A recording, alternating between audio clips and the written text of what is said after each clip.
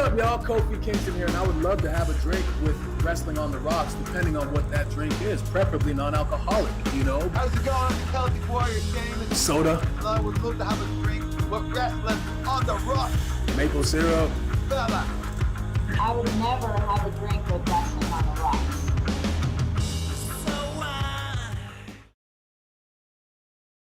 Welcome back to episode 1. We're here, we're doing it, as always, coming to you live from the dive bar of the IWC. That's right, this is Wrestling on the Rocks, where every show is our first show. And guys, I'm at Ref Marsh. This is at WOTR, the show. With me for Thursday Night Chaser, we got Klump. Go ahead, Klump, say hello. Howdy there, everybody. My name's Klump. And along for the ride, as per usual, we got a Miss Amanda Jane. Howdy. Put some bass in it. Yeah. Howdy. Exactly. My Say beard it in like Elizabethan. What do you want me to make you? Oh man, scoot over a little bit, Klump. yeah. I don't want to ruin my mic gimmick. It's hilarious to me. No, but yeah, now he's totally covered, and I'm blocking. But he's talking Marty. directly into the mic now, so we're gonna hear him better. Yeah, it's totally going to come through great. You know, me talking to the mic. Coming in like a God damn it. fucking, what do they call those flight Stage. coordinators? Air traffic control? Yeah, coming in. Club, what do you think?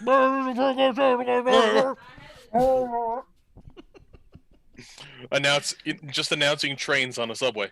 Yeah, We do also exactly. come through podcast style, so audio is important. Yeah, so lean into the mic like he was doing. That's a fantastic job. Exactly. That's rule number 1 of podcasting. Hey, I have a degree in journalism. Not audio journalism, but it's fucking close. Good point. Well, he hey, says a lot, but nobody's listening. Hashtag journalism. You know, NPR, where it always sounds like the mics from the 80s. Yeah. Hey! Yeah. Look, we bought our mics one time and we're set for life. You're not supposed to be, but we are. Budget! Yeah. Back when Carter was in office, it was great. We got everything. Stop knocking my channel. Yeah, I she's love a big fan of the NPR. Carter administration. Yeah. Said you're a big fan of the Carter administration. What? Oh man, guys, how's it going? How you been, It's Klump? going good. Yeah. Going good. Yeah? Yeah, things have been pretty awesome. Got way upped on my meds, so I feel fantastic. There you go. That's our Klump. Yeah. Amanda, how you doing? How's it been? All right, good. Fantastic. That's what I like to hear. Oh, That's what I like to hear. Amanda, are you already drunk? Yeah, how you doing? No, well, maybe, I don't know. Yeah. But I'm not drinking now, but I pre-gamed again because waiting for my food. So Okay, I was guys. able to- For those of you tuning in for the first time, Amanda does not joke around when it comes to pre-gaming. No, No, she pre-games for the long haul. I do. Shoot, free games I'm like gonna tell Tom you guys- Brady before Super I Bowl. know. I'm like, yes. She's like, it's going to Yeah, be give me 4 a faster. hours. I need 4 shots. Yeah, no, I think of it as like a stadium pre-gamer, where it's like, well, I'm going to go to a baseball game and I want to be drunk throughout it, and I don't want to spend any drinks while I'm there, so I'm going to have to go heavy now. Little ride out. I do like the Oakland days. And when I had my season tickets, I was in the bleachers with all them crazy folk. So yeah, but I will say I miss having $2 beer night there at the ballpark, even though it was shitty beer. Always. Nice But to have still. $2. But Just still, like it's not always about what you're pouring in drinking, it's bay about who water. you're drinking with. So, Oh yes. well, guys, let's take care of some stuff off the top, and then we're going to get into it, because for Thursday Night Chaser, I feel like we have plenty of reason to be drinking. But before we get into what's in our glass, I do want to say what should be in your glass in the morning. That's right, guys. New Wave Coffee, sponsor of the show, NOOWAVE.co, newwave.co. You can apply the promo code CHEERS to get an additional 10% off this amazing coffee. Flow State It is Coffee fantastic. is specialty grade coffee with L-theanine and raw cacao for productivity and creativity, better energy, focus, and mood than a regular cup of coffee, while decreasing the negative side effects like anxiety and blood pressure. Klump, you got your bag in already, right? Yeah, no, I actually have 2 cups right next to me. It is really, really good. I have it with a little bit of ice in it because it's Arizona and it's hot, and my taste buds don't like they burn. But yeah, you can get that cacao in it. It's fantastic coffee. Now, you traditionally have had a lot of coffee with a lot of cream and sugar in it. How are you taking Look your here, coffee? asshole. It is like I'm a just deep wondering. brown. It's a deep brown. It's like fairly. It's not. very deep. It's That's a like vanilla. What are My we ass. describing? Is this what we're describing? No, we're getting deep in the browns here. Klump, I just want to know, how do you take your new wave coffee? Do you have a lot of cream and sugar in it? It's fine if you do. I mean, you typically do. No, just like a little bit of cream. I mean, like Little bit of basically what I do is I make like a 40-ounce thermos of it, go to work, and it's like I put like a half cup ice in it because hydro flasks are way too good at holding heat. Then like New Wave coffee. Then I'm going to say like for 40 ounces about quarter cup of cream. Nice. So you're not like washing out the flavor of cacao. No. You're still tasting it. Hell yeah. Awesome, man. Awesome. Well, we love it here. I like it. Amanda, you've not gotten a bag yet? No, I have to. I'm not home right and now enough to enjoy. I was thinking about that too. I remember Yeah, because I only had to because- send you oh, something, but and when I I did did, get- I was like, "Did you get it?" And you're like, "I won't be home for 2 more weeks." And I was like, "But you live there." And like, yeah, it's gonna be. I know. Yeah, no, and I'm here till July the 5th, so I gotta run home tomorrow. But I did get Carmela's wine, and let me say, that was pretty damn good. Right? Bravo, girl. Yeah. I want to make a there you wine go. slushy because apparently you can go to Sonic and get the slush without any flavor. Okay, so it's not ice, but they put like sugar and shit and whatever in there. Rock candy, who knows? I don't I'm know. sure Wow. somewhere in France, I the was gonna- sommelier just like threw up in his mouth a bit. Yeah, Maybe. you just I don't crushed. know. But But I was that's gonna just it. try. Yeah. it's I was gonna try. Capocagna. It's not a wine for snobs. It even says it all No. over their stuff. Capocagna is not a wine for snobs.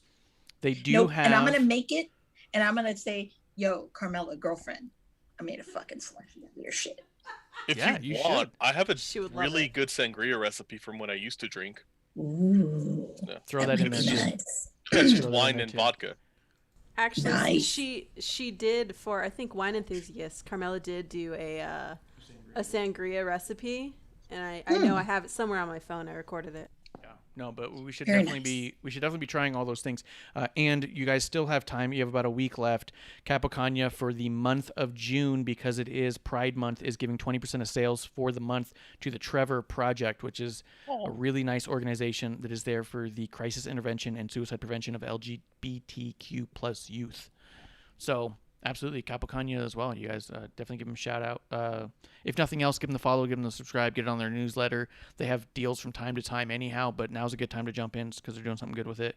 They are not sponsors of the show. We're just big fans of what they do over there. So Maybe she might after the slushy thing. once that slushy thing goes through, we'll see. Damn it! I'm like, girlfriend, come on. Yeah, absolutely. Well, I'll then drink let's it. talk about what we're drinking. If you're not having a slushy, Amanda, what is in your glass? Oh, I know, right? Okay, so we all know that I am the big pre-gamer. So as I was waiting for, guess what? I have a burger again. Sorry, I'm on my iPad Air, my little pink one. And shout out to Apple, I guess. But anyways, so I actually had tonight felt like tequila. So we went with some Patron. I think they gave me double shots. I had 3, so 6. Have you tried the Rocks tequila yet? No. Oh, you haven't. should. You got to try Oh, the gold. the gold, huh? Okay. Well, they're I don't both really know. good. The silver is really good kind of by itself just because it's got already kind of a lime kind of infusion. It's called Terramana. We've actually seen it for sale at all the Walmarts in our town, so you might even be able to find it there already. Yeah, no, I the saw gold it one. The gold one, what is it called? It's the Reposado. That one is really good with coffee just by itself. Like you just have, if I drink my coffee black, I do a shot of Terramana in there on my days off. It's really nice. Ooh, So- I'll have to try that. Ooh, that But I have, for those no. wondering, I have regular Coke. I have brown stuff, just not cream in there. Club's like, you're changing my mind. Can we stop talking about brown stuff? No, that's Well- not what he was talking about. Yeah. Well, it is brown. So does brown. So does brown. So And does my brown. burger, the bun. And the burger's brown. A nice shade of Beef's brown. brown. A lot of shades of brown. People talk about the shades of gray of wrestling. This show, we're all about the shades of brown. Yeah. Mm-hmm. Yeah. Klump, It's what's not in your glass? good or bad. It's just shades of brown. Just shades of Yeah. brown, man. Mm-hmm. And then wrestlers are shades of orange, but we won't go there with that one. We'll probably get there. Politicians, Pete Dunne too. definitely had a match this week, so we may need to discuss it. I thought it was remarkable during the takeover. He wore all that white gear, and I was like, "Phew, that shit's gonna get stained up quick," and it didn't. Yeah. It was remarkable. Oh, I'd love him to come up just have like this like orange handprint. Like, oh fuck, dude. Yeah. I swear, I'm trying to think. A long time ago, back when I used to watch actually like Raw and SmackDown and everything, I think one time it was either Zack Ryder or The Miz, but I really want to say it was Zack Ryder. He had so much tan on that it actually he had a handprint because I guess he wiped his, I don't know, his side or whatever, and there was like a handprint on his pants. And they weren't white. I mean, they were a light color, but still. Still, And then still when- enough. Yeah, and when you see it dripping, like when they sweat, Colt Cabana is a real big one with this one. And I've told him, dude, you're using either way too much or you need to work it in the skin a little bit more because all of a sudden you're streaky because you're sweating. Yeah, And that's I'm kind gonna of see streaking. Nope. Klump, what's in your glass? Got me some new wave coffee with a bit of ice and a little bit of half and half. Got that cacao taste. It's good. Hell yeah, man. Hell yeah. I'm going to make myself a little bit of a mule here right now. We're trying to dig up, see if we have any ginger ale. Otherwise, I have to make a quick audible. But it looks like I'm going to have a little bit of ginger ale and Svedka vodka. That's what's in my glass. Let's see. I'm going to hit the chat real quick, and then we'll just talk news and stuff if you guys are okay with that. Yeah, let's jump in. So let's see. The chat, we have Just in Time coming through saying Amanda's on the other side of the tracks already. And it's hard to argue. Yeah. Cheers to Justin for coming through. Kiro's coming through. He says his tickets for SummerSlam weekend were, he goes, I paid an extra $2,000 for SmackDown, an extra $3,000 for Raw. Yeah, well, I mean, he said he was using a company card, so go all out, man. Don't let the company stop you. While you're at it. Yeah. We're going to be there. I We don't got our know. tickets. We got Buy not the replica best belts tickets of all time. while you're at it. Not one of those. Well, I mean, I don't know. I guess it depends on the replica belt you're looking for. But guys, let's talk a little bit about the news. There wasn't a ton, but there was some poignant things. One of which I saw, John Cena was on Jimmy Fallon, and he said he will definitely be wrestling again. He says it's not an if, it's a matter of when. He says, I'm definitely going to be back in that ring, and I'm excited for whenever the return is. He just doesn't know when it is yet. But he says he's definitely wrestling again. I just think that's awesome. Yeah. Because they always say stuff like, you know, never say never, and Cena's had a few interviews here and there where he's all like, yeah, maybe it might be my last match, but he's at a point now where he's just all like, yeah, no question about it, I'm going to wrestle again. And you're just like, fuck yeah, man, lean into it. Anything you guys want to say about that? We'll start with Klump. I'm excited to see it. I just hope it's a program that makes sense and that he comes in and does a great job. He's John Cena. He's a professional. I don't think he's going to let anyone down, but I don't want it to be like a one-off weird match, you know? Yes. Have I somebody agree with that. out of practice, you know? A friend of mine, Front Row on Twitter, he tweeted out something along the lines of he hopes that John Cena does a whole tour of all the brands. He goes, he was very excited about the prospect of Adam Cole versus John Cena. And I was like, good Lord, you and I envisioned different matches there. I'll be honest with you. Because my excitement my excitement level of the potential of seeing Adam Cole versus Cena is that I really would want to see Cena just crush him like nothing immediately. Just do the old Brock Lesnar to Kofi treatment, make that a 6-second match where he just AAs him once and that's it, done for, and take a title off of him or something. I would love something like that. Amanda, what do you think about the idea? Yeah, Clump's like, hell yeah. Well, if he comes back with the whole like, because didn't he come back once and do his whole Doctor of Thugonomics? He did do that, yes, one time. Yes.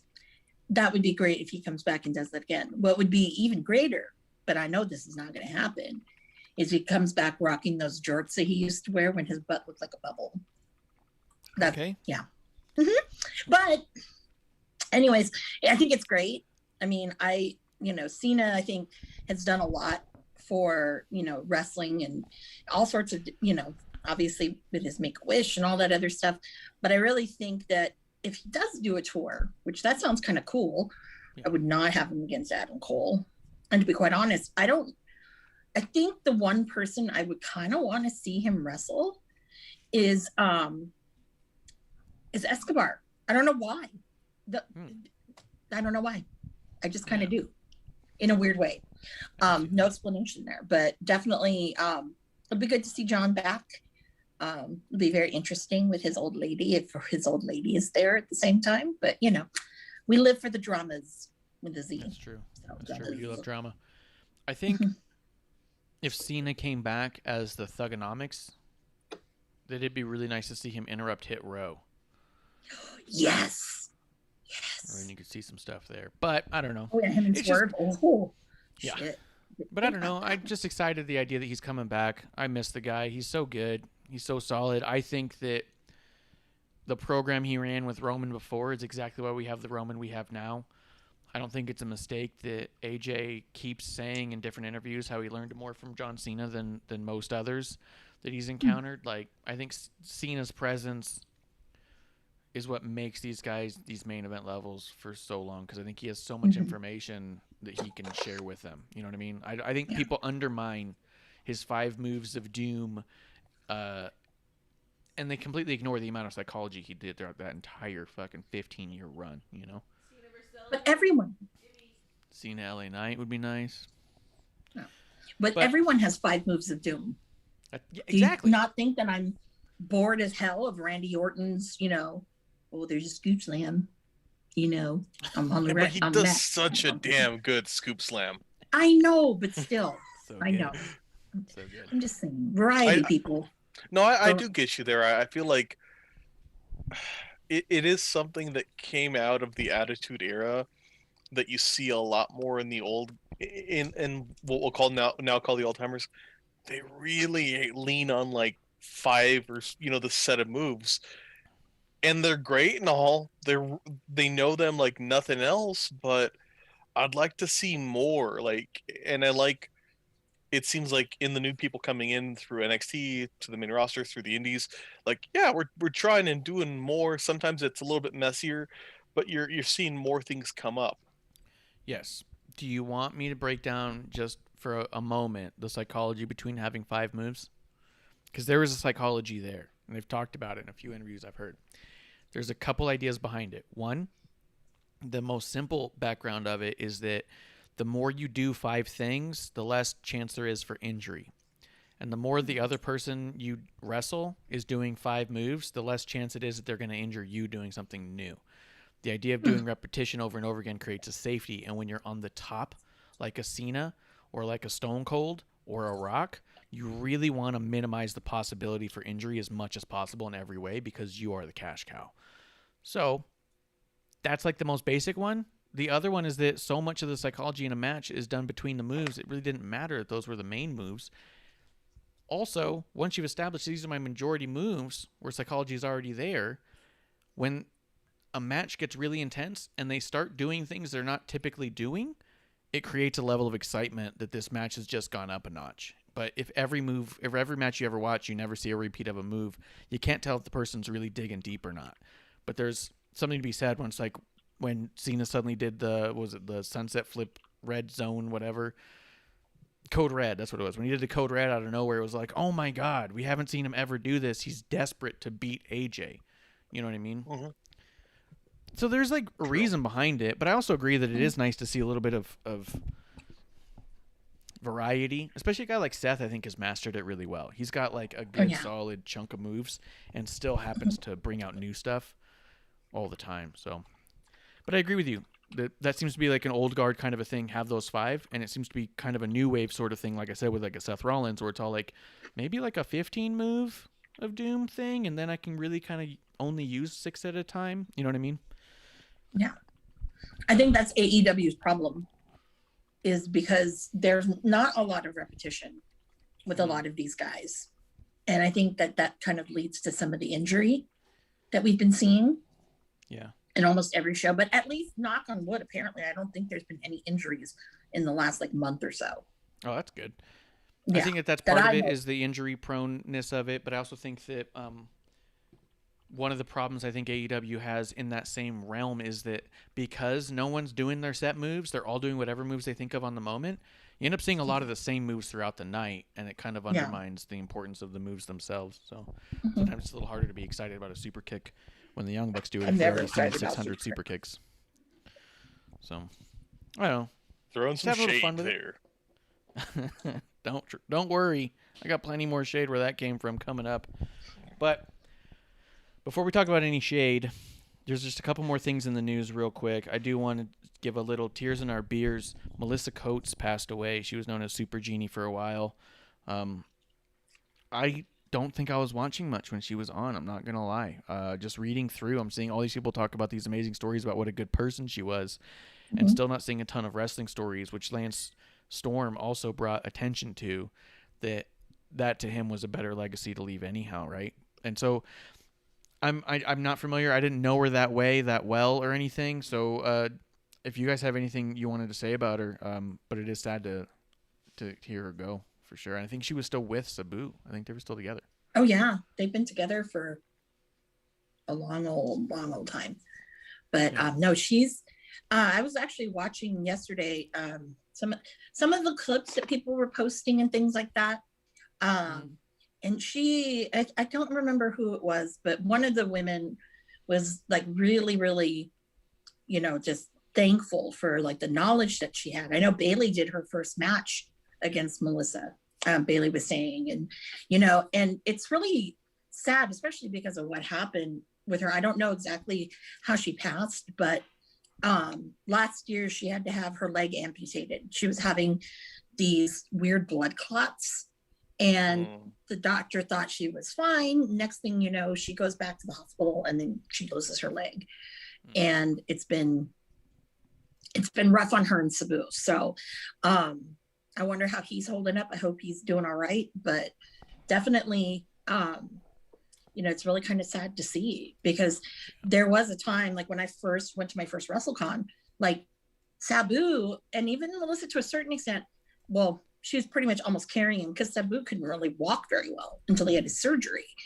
And, and that was always kind of they are such a like kind of cool couple that you wouldn't think, because I didn't know they were a couple until someone told me.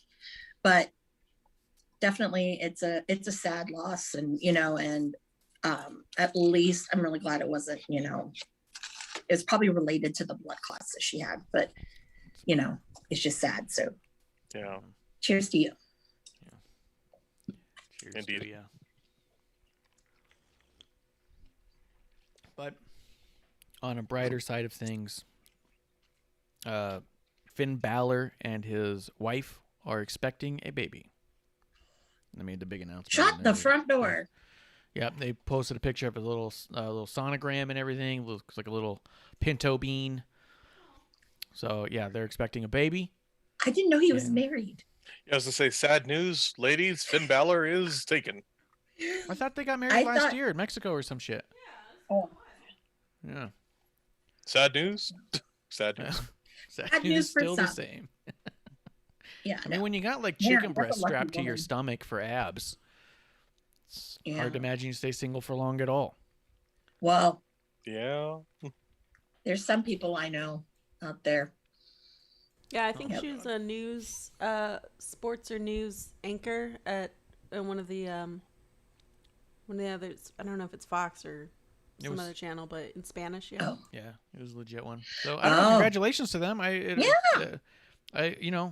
Congratulations. It seems like that's what they want as a baby. So you did it. Good on you. Daddy Ferg. Woo! Heck yeah. Mm-hmm. Baby Ferg. The only other thing I had for news before we go and get into the shows, guys, is MLW did sign EJ the Judge. He is officially a part of the MLW roster. Do you know much about EJ the Judge? He was in WWE for just a cup of coffee. He was in NXT, and I want to say he only popped up on the show once or twice before being released in one of these last little release sprees, as it were. Amanda, are you familiar with EJ very much? No, I don't even know who that is. Yeah. Nduka? Yeah. Yeah, I'm gonna butcher his last name. It's Nduka, Yeah, I would say also like known as Doesn't Ezra even ring the Judge. bell. Yeah, Nduka. sorry, Yeah. dude. Ezra the Judge is the other way they knew him. Is that what you said? So yeah.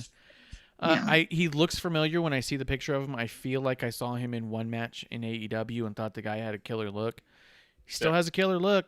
So we'll see. And it's MLW. We've been talking about it. MLW next month is going to start taping again, and I could not be more excited. Yeah, he was released last May, and awesome to see people jump into other promotions. It's really awesome. Yeah, 100%. Okay.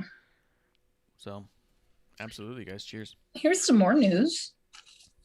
So I guess I don't think we talked about this, but yes, Bea Priestley did sign with WWE, so she's going to be on NXT UK.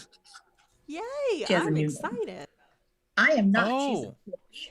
Well, She can where did die. you see that official thing? I just wish death on people. I'm sorry, I shouldn't be doing that. Where did you see it? Where did What's you the see source, Amanda?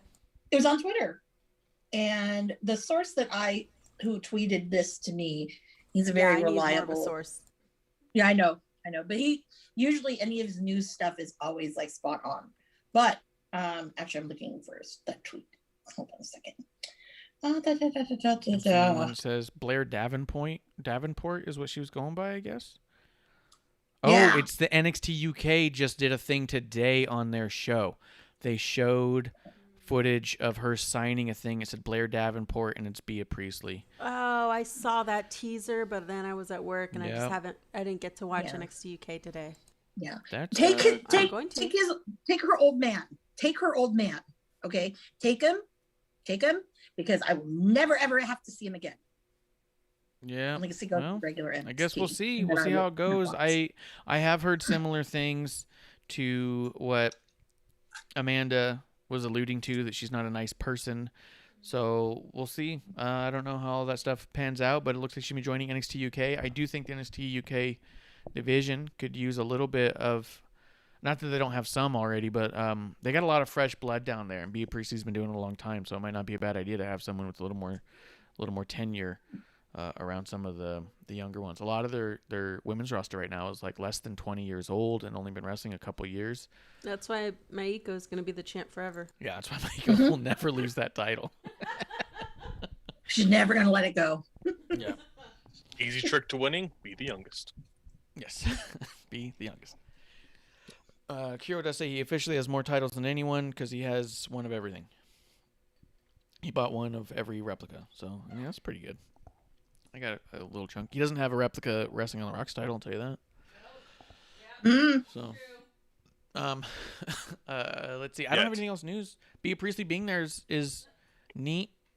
Do you think it's any indication that Ospreay's going to be doing anything different? Well, word on the street is that Ocean Spray isn't deserve me calling him by the right name right now. It was said that he actually is faking his neck injury. Mm-hmm. Since he's had his neck injury, we have not heard hide nor hair from him.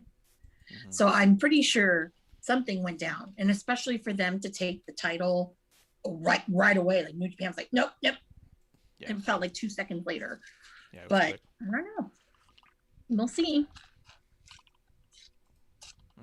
Micah is in the YouTube chat saying, is Bea the first notable AEW to WWE signing? I don't think she was but signed why to was- AEW.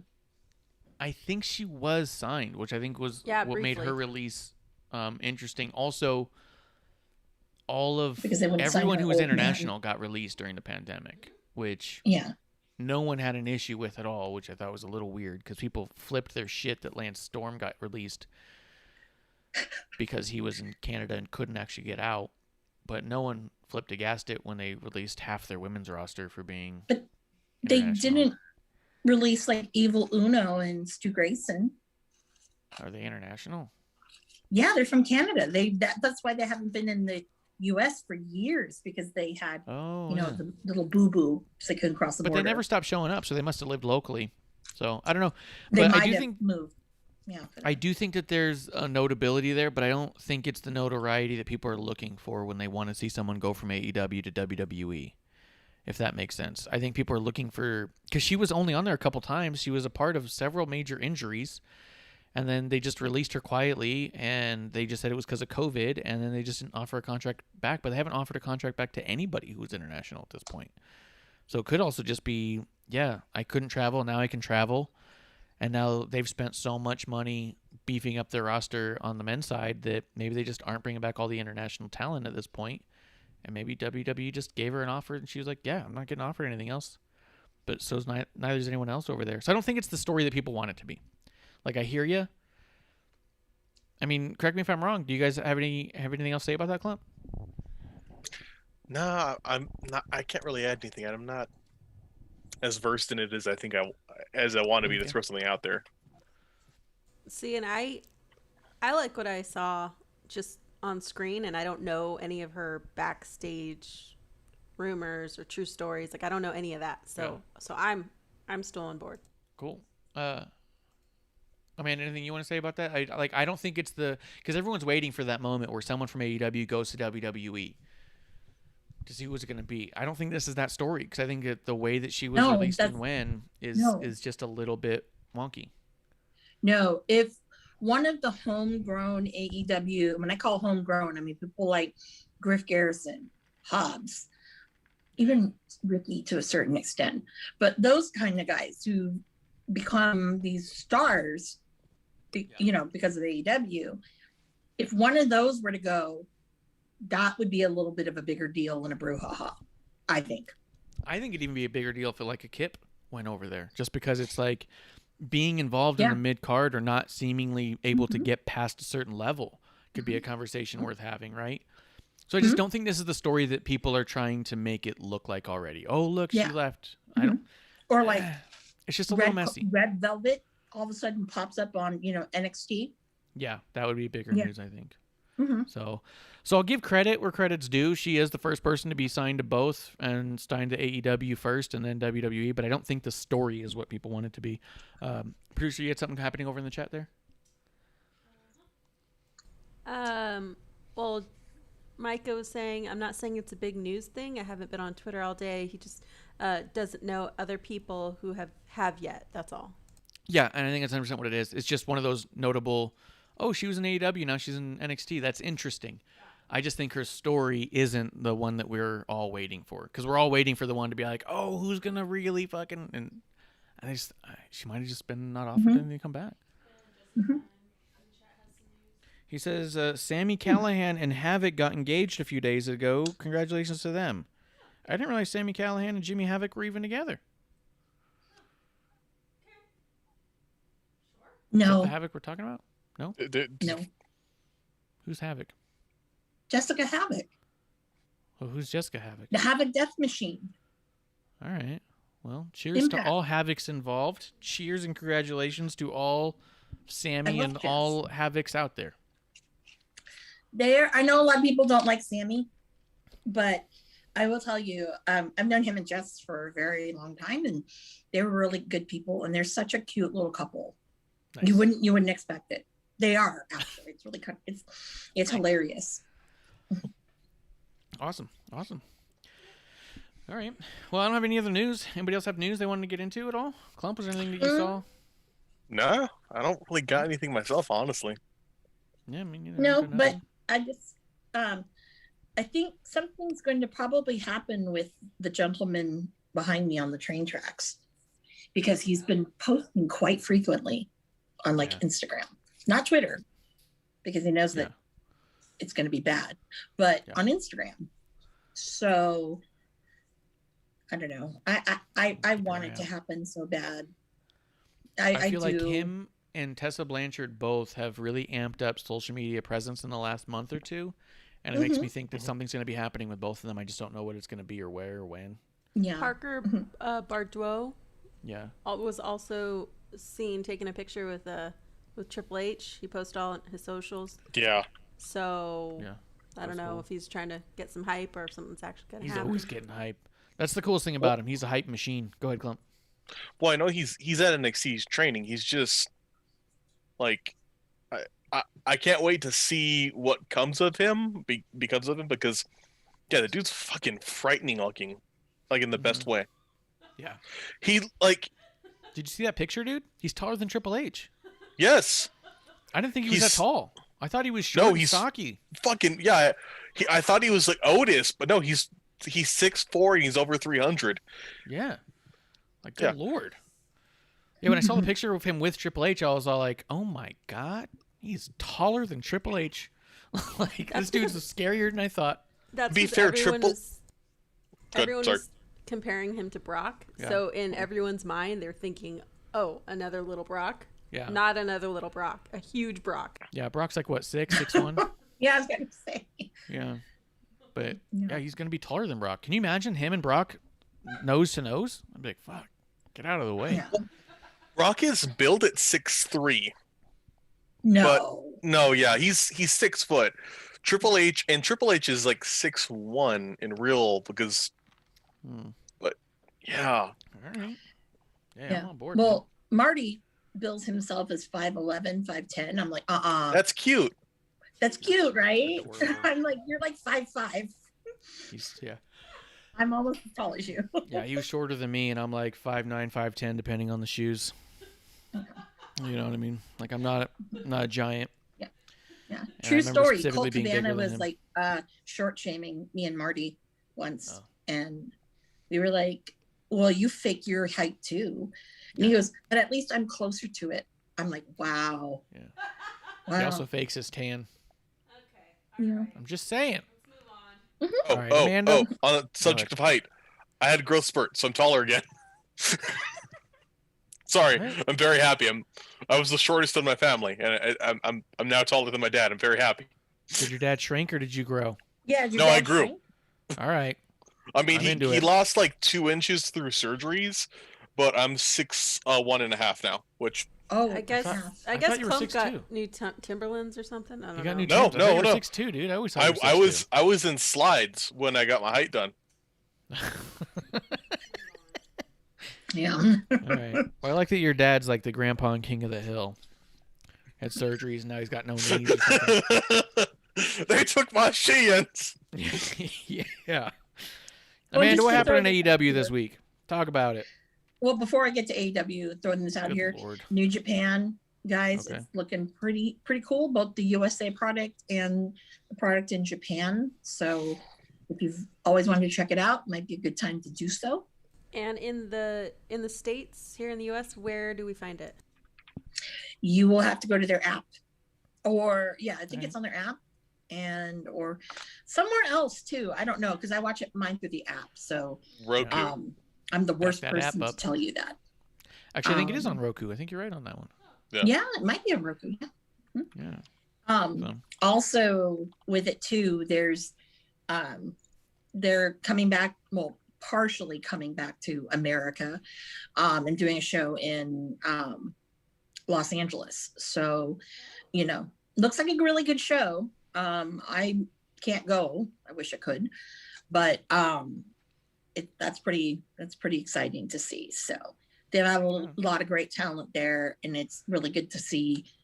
Like for me, it'd be great to see a lot of these people that I haven't seen in like forever. yeah, So for sure. Mhm. Awesome. All right, Amanda, what happened in AEW this week? well, what didn't Any happen highlights? in AEW this week? I'll tell you, I know it's the NBA playoffs, but having Dynamite on a Friday is kind of, because nothing excites me with it, because it looks like for me, Elevation and Dark are still a lot better of a product right now. But, we got to see, some, I think they're noticing that the whole Kenny thing is just, it's ridiculous. And even with the Bucks, because it's gotten to a point where I'm like, you know what? I don't think anybody's engaged with this shit anymore. You got to do something different. And so that's why I appreciate this big push with the Men of the Year, which are Ethan Page and Scorpio Sky. Just because we all know Scorpio Sky, I mean, that guy's needed a push forever over there. And he's going to be like a major, major player.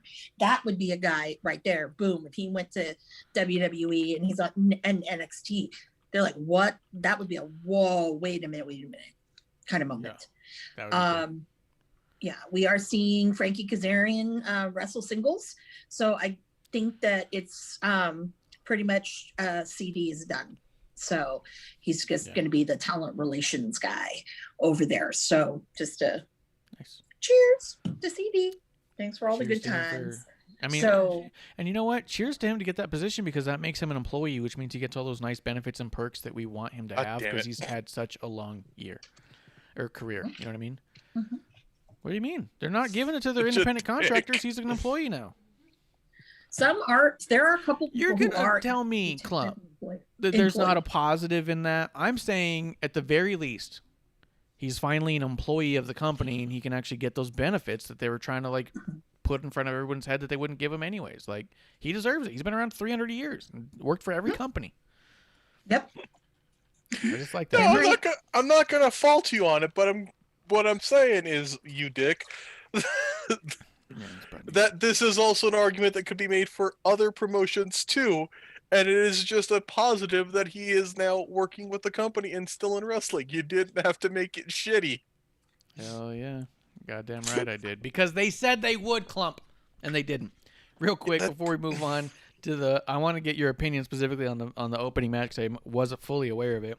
Bishop came through the chat just saying cheers, and I just wanted to remind anybody who's listening, who checks out Bishop's podcast as well, Terrible Wrestling Takes Podcast, if you go to TW Takes Podcast /TWTs and put in the promo code DIVEBAR, you can get a massive discount on his already cheap products. They're cheap in cost, not in quality. So, and his shipping is awesome. Lightning fast. Super comfy. Amanda, I do want to know specifically, before you talk about just generalities of what was good and such, what do you think about that MMA cage fight between Wardlow and Jake Hager? That's what I thought. Why? Now, I don't understand what the point was with it. Good. Obviously, you know. Did they have any build to it? Not really. No. They could have done better with that. Happening. But I think the average viewer, I don't think At an knows. IQ of 60. Yeah. And I don't think they know about Jake Hager's background, you know, that he, you know, wrestled when he was in college for Oklahoma. And, Okay, you know, I was going to say I don't. Oh, well, he wrestled in college for Oklahoma. So, you know, and then obviously he went to Bellator and has had a couple of matches, and he's undefeated over at Bellator. Yes, because one of the matches was thrown out because he kicked a dude in the balls 3 times. Oh. So they said, forget it, it's a no contest. They didn't even fucking call the DQ. They just said, forget it. He keeps kicking this guy in the balls. I mean, I've done that before, but it wasn't in a cage. The fuck? Well, Was sometimes. Are we learning about you and Marsh's bedroom time? No. No, that was not a no contest. There was a definitive winner and loser in that one. No, this was when I was a kid, actually. So, but go on. The principal laughed. Klump, were you aware of this cage match? Because I didn't hear about it at all until it happened. I at least usually know the matches that are going to happen. But I didn't hear about it until it was happening. Not a clue at all. All right. And I saw some clips of it, and it looked ridiculous. It was so weird. But, you know, whatever. Here's the other thought. Here's, as a quick side note, I hear you're clumsy, you're about to say something. I do want to throw this out there real fast. Dave Meltzer gave it like 4.5 stars or 5 stars or some shit. Said it was an instant classic. And I don't know a single... First off, yeah, the fuck. Secondly, I know a lot of massive fans of AEW, and I watch the group chats that I'm in. I didn't see anyone that I know that enjoys AEW that enjoyed that match. A lot of people said, all right, really rough start, but let's get this show going. A lot of people said at least the show got better after the cage. A lot of people were like into it for a minute and then completely checked out when it got ridiculous. So I just thought it was ironic that Dave Meltzer's all like instant classic, and all the fans went, "What are you even watching anymore?" But outside of that, Klump, what were you going to say about it? Okay, so one, this 100% was because they had the Hell in a Cell match on Fox. Like, can we just like acknowledge that this happened because of that? Well, people are trying to say it happened the other way around. That Fox put on Hell in a Cell because of the cage. No. Both were dumb. Like I don't think WWE did a good job. Both were stupid ass ideas. Both were shitty. And no, I don't need to watch this to know this wasn't fantastic. Because also when you said that, Amanda's reaction was not a positive, like twinkle in her eye. It was like unsure and kind of frightened. Mika's in the chat saying bullshit. Huge AEW guy, but that was a fine match, but it's not 4 stars at all. You said it was a fine match? You thought it was okay? I'm telling you. Oh, fine in matches. It was fine to happen. Almost spit coffee over my keyboard. Yeah. I mean, it's the best I've heard. I mean, it's the best review I've heard of it so far, to be honest, that it was fine. Most people I know who are AEW fans loved the rest of the show and did not enjoy that moment, that match. So Micah says it's fine. I believe him. It was probably okay, but Amanda didn't seem to enjoy it. I just want to know what you guys thought about it. Well, I wonder how much Uncle Dave gets paid. I wonder that as well. In the chat real quick, Just in Time does say, don't forget to let everyone know about ProWrestlingTees.com/Wrestling on the Rocks for all of our merch. We do have great shirts over there. Kuro brought up something we do need to talk about, so we'll get into the news again in a minute. When we go into NXT, we'll talk about that specifically. And then Just in Time says, 4.5 stars. He goes, not only is Meltzer a shill, he's completely delusional. And that's the one thing I really took away from that was like, it's one thing for him to say, you know what, it's better than people expected, or to put it over. Like, I get that. But for him to say, like, this was a classic, I was like, what? That's where it gets weird. Like, yeah. Yeah, you went too far on that one. Back it up. But not to just sit here and shit on that. I just want to know what you thought of it, because I was like, did someone like it, please? But if Amanda didn't like it, Amanda, go ahead and talk about what you did like on AEW this week, and then we'll go. Oh, gosh. Well, last week. If there's no Ricky, I mean, there's probably not much she's gonna like. Hey, Well, no. Ricky, I watched it. I'm like, to be honest, like, I'm really sick. I'm really sick of this fucking Don Callis shit. I mean, honestly, and Kenny, it's so obnoxious now that I'm like, Sammy Callahan, can you please beat the fuck out of him at Slammiversary? Please, just so we can have something different. But, that's probably not going to happen. But whatever, neither here nor there. So the Young Bucks, again, I mean, I can't deal with all of this shit. I just really can't. So it kind of takes my enjoyment out of it. However, I'm pulling up matches right now because I need to refresh myself of what happened.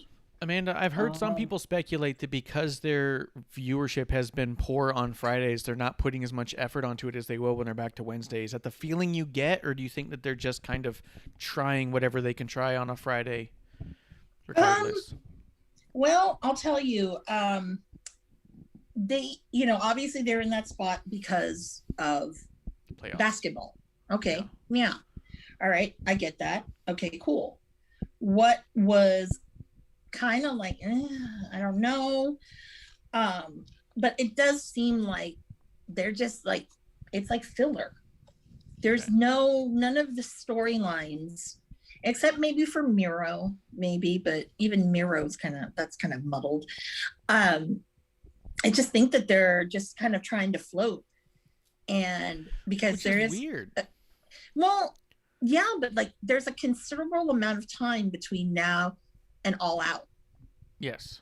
So but also, there's not a thing is ton of bad. time. Here's the part that I think is weirdest about it. If that's true, because that's been kind of the consensus, and Micah, correct me if I'm wrong, if you feel like they're giving you the full effort, or if you feel like they're giving you a part-time effort in there, the thing that makes it most surprising to me, especially someone who doesn't really watch it, is they have a Friday show going to begin shortly in that same time slot. Like, now's the time to put out your A game on that Friday show to get people who are tuning in now to come back and look for it later and find Rampage instead and say, oh yeah, but remember all that great quality stuff. I feel like if you're not careful, you're going to shit on the time slot before you even get in there. You know what I mean? Like if that's the effort that I'm hearing.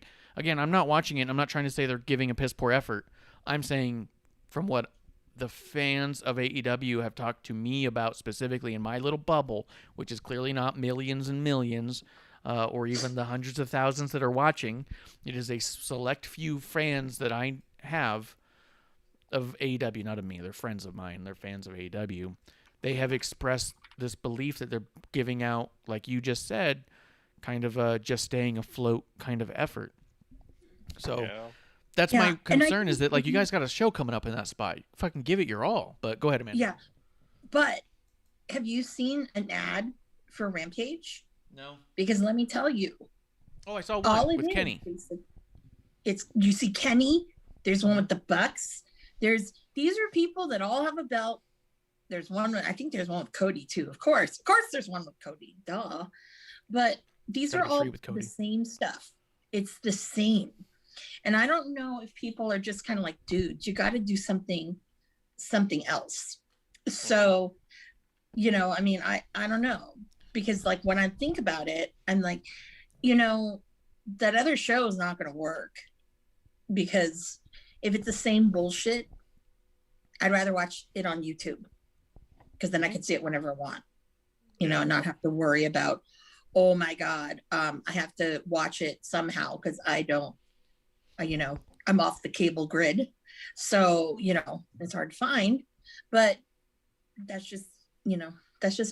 Yeah. All right. I don't know. Well, was there anything you really liked this week, or do you want to just move on to NXT? Well, to be honest with you, I don't know why we needed to have a match with Orange Cassidy and Cesar Bononi. What a waste of time. But it was better than the cage match, though. I will say that. But like that was like a waste of time. Who else was a waste of time? Actually, the handicap match. Not what I asked. No. He said, "What did you like about AEW this week?" I did, and it was better than the other. Yeah. You hear that, guys? They need to use her more. This is Amanda being nice. Yeah. Yeah, being nice. And not sober. That's how hard to be nice when you're not sober. God. Yeah, I've noticed that too. Some of these shows have started off like, oh, this is what I love. And then a couple drinks in, it's like, what else? And it gets so fucking different. I'll tell you another thing about motherfucking Young Bucks. As long as we're on the topic. No. I'll tell you what, they fucking fucked up my order the last time I was at Dave's. No, but like, I feel like we get real into the weeds about random shit. Before we let you carry on about what else you thought was a waste of time. Wait. Go ahead. That was a fantastic impression of Will Ferrell doing an impression of Harry Carey. Yeah. Oh, 100%. Big Cubs fans over here. What else is happening in the chat over there, producer? We got Mika saying there's definitely a dip in quality for sure, and they care about the storylines involving titles, and that's it. Wow, it's a bummer. That's what I don't want to hear, because, like I said, I might not be a personal fan, and I stopped watching 3 different times that I've tried to get invested in it for my own reasons that I've talked about I believe it was episode 1 I talked about it. But I do want people who are watching it to enjoy it, and I want people to love it. And one of my favorite things about it is as much as I disagree with a lot of them, I do love their fandom. I love that they do have these rabid fans who are so invested in everything that they do. I think that's cool. I think it's cool for any brand to have that. ECW had that. I didn't love everything ECW did, but they had those fucking rabid fans, and I love that kind of stuff because I know what those fans are feeling like. And that, to me, is the whole point of it all, right? If you can get a group of fans to feel that way. So I want to hear that the fans are loving it, but what's really disconcerting right now is that the fans I know who have been unabashedly 100% behind everything AEW does, so much so where they say, trust it, give it time, or in the same breath will say, fuck Vince McMahon, the second Keith Lee comes out to different music and they say he's ruined forever. Tony Khan will put something out and they'll go, trust it, it's bad now, but it's going to get better. And you're like, okay, both companies are trying to work through shit. But that aside, I want to hear that the fans are loving it and saying like, hey, look, it's It's just a different night. It's the same stuff. But even the hardcores are starting to go like, yeah, it feels like they're just waiting to go back to Wednesday, and that's a bummer. I don't want to They hear are, because if you look at Saturday's card, they did update it a little. MJF and Sammy Guevara are going to have a match on next Wednesday, which I think is going to be a really good barn burner with that one, just because of the fact that these are two people that they tout are going to be like the future of AEW, and they both can't stand each other. So that'll be MJF fun. and Sammy, right? Yeah. Yeah, Mhm. yeah. That one's got some And good then- build happening online. Real Yeah, quick though, it's totally Klump, good there's build. something you were gonna say there too, right? No, just All right. Keep it rolling. Keep it rolling. No. But Which channel? I'm The Justin really, there's two Twitch- I matches got I it. really want to Don't worry see. And that would be Hobbs versus Hangman Page. Mhm. That should be really good. I mean, that's a huge for Will. And I'm not saying this as someone who's a friend of his, but that's huge. That's be good. really, really huge. So I'm excited for him, because I did. Here's a little inside the behind the curtain here is he asked me, he says, I'm nervous about it. I go, you got this. I said, the hardest match you've ever done was you and Chris Dickinson. Yeah. But now you're in a position where, you know what? Don't worry about it. You're fine. Yeah, but that's great because he my cares. best. He cares that much that he's concerned. He and worried does. about He it. does. He really does. That's amazing. And he's getting great on the mic, by the way. So that's something I really love. Not just because that's my friend, but he's very comfortable with the microphone now. And that was very, very quick. So kudos to who's helping him. I know his stablemate helps him quite a bit too, and has been. So bravo. No. So that one's going to be a great match. And then, of course, Kenny versus Jungle Boy. This is a huge one for Jungle Boy. We all know he's not going to win. I thought he already lost that one. No, it's on. No, it's all right. actual for the belt, the championship. Yeah, I thought the that world happened champion. already and he lost. If it didn't happen already and he lost, well, he'll lose this one. I don't know. Never You're mind. thinking maybe Darby, or maybe you're thinking, I don't know, someone else. But no, Jungle Boy. No, they've had tag All right. matches, but This should be a good match then. yeah, I'm just curious to really see, how this all comes out. Especially because there is a little bit of a difference in style. And not only that too, but I think this is probably one of the more legitimate people, at least as of late, that will wrestle Kenny for the belt.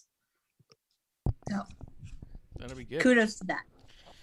100%. And then Kiro does say in the Internet chat, I feel like wrestling. AEW should have avoided a regular cable entirely. Mhm. I don't know. I guess I just don't understand enough about that world to Yeah. know what's good or bad in that. But yeah, I mean, maybe Yeah. you're right. It hasn't worked out great. It hasn't worked out poorly. Let's be also clear. But it's also in 2 years' time they've been relatively inconsistent already, and that's a little unfortunate. And also, like, when your internet shows are better, because every week those ones are getting better and better and better, then that says something. So who's ever producing those segments and those shows maybe need to take, Dynamite on for a little bit. I was to about get to it. ask you, do you think Tony's less involved with the YouTube shit? Or do you think that Tony's I think he's equally less involved in all involved. of it? Nope, I think he's less involved. And the only reason why I think he's less involved is because you don't see a lot of this stupid shit that you see on Dynamite. I mean, it almost is like, wow. Feels very different. If I could compare it, it's almost NXT quality in comparison. I 'Cause mean, that's I know where QT said he works a lot with Tony to Yeah, get the shows QT going, does. but do you think QT's also tasked with doing the YouTube stuff, but he's got to answer to Tony for Dynamite? I don't know. I don't know. Because I wouldn't be shocked, they're to be not honest. allowed- The more I hear about QT off air, he's got a good mind for it, from what I Yeah. can gather and what I Oh, hear. QT And does. what the fuck does my opinion even matter? We're all journalists here. But from what I hear, it's stuff that just sounds classic to me. So it just seems Yeah. cool. But I don't know. Yeah. That's an interesting point. But I will say that anyone who watches it all, you have to admit that, there's obviously some kind of disconnect.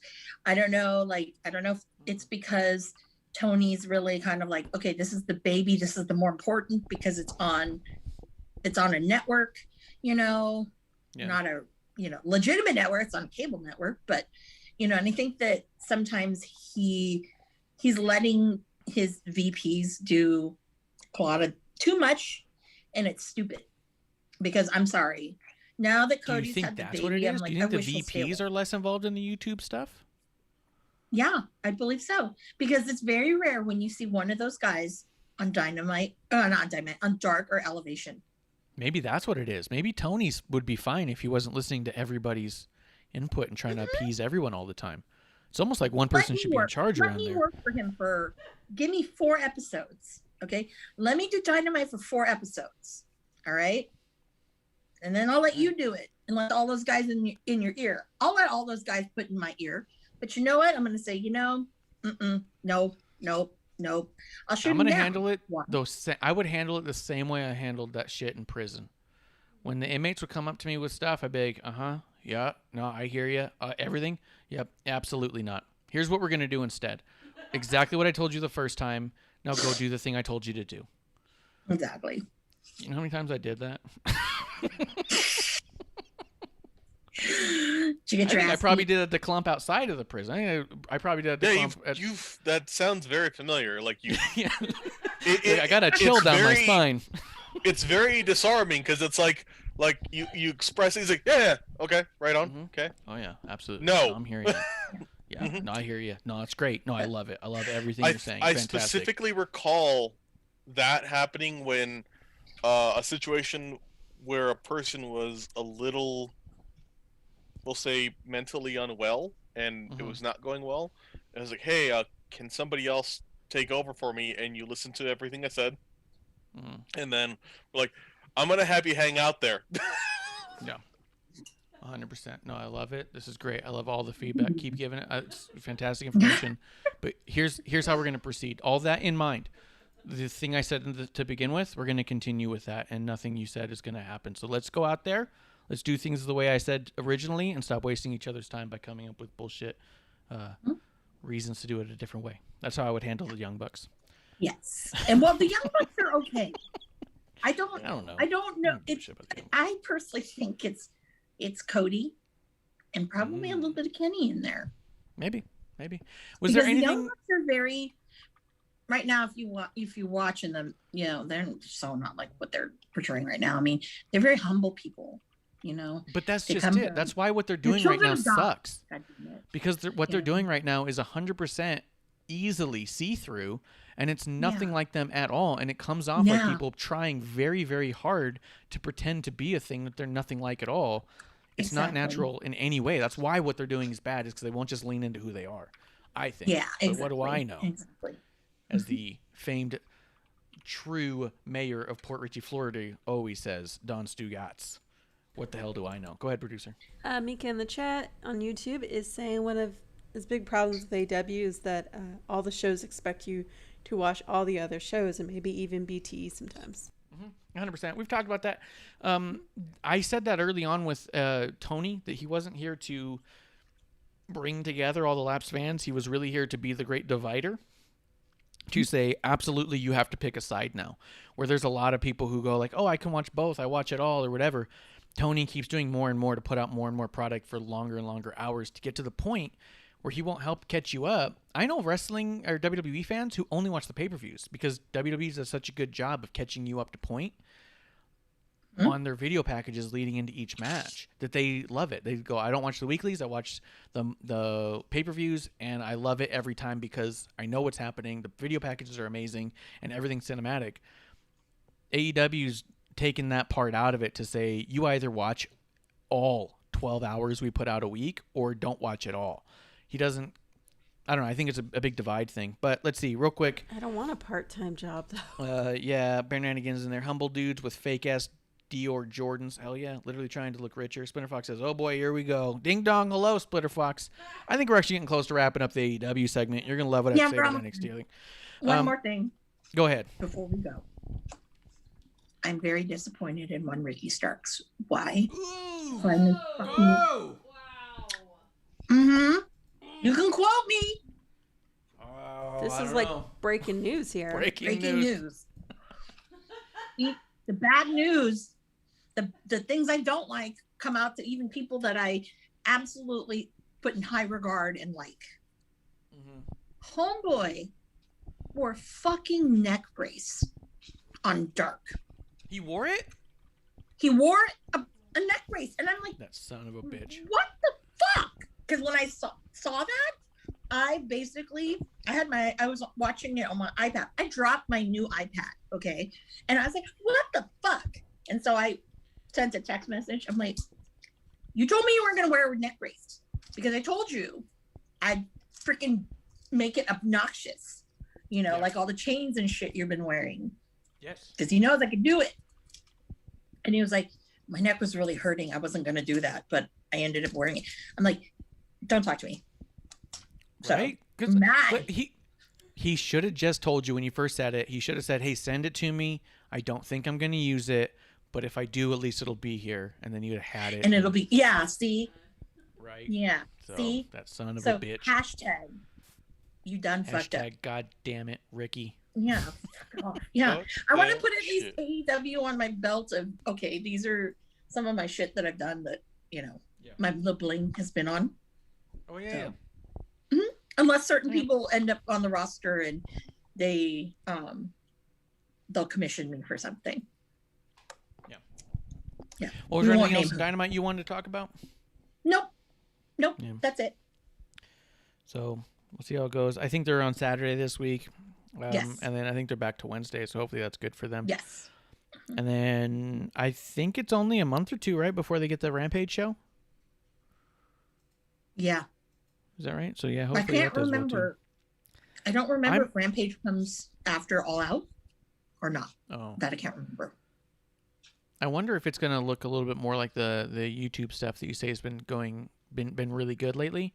Hopefully they do that. Hopefully they lean into whoever's working on the YouTube stuff and give them Rampage, and then the main crew can continue to work on Dynamite. That'd be cool to see. No, but you've got bit of a the distinction. EVPs are all in the commercial.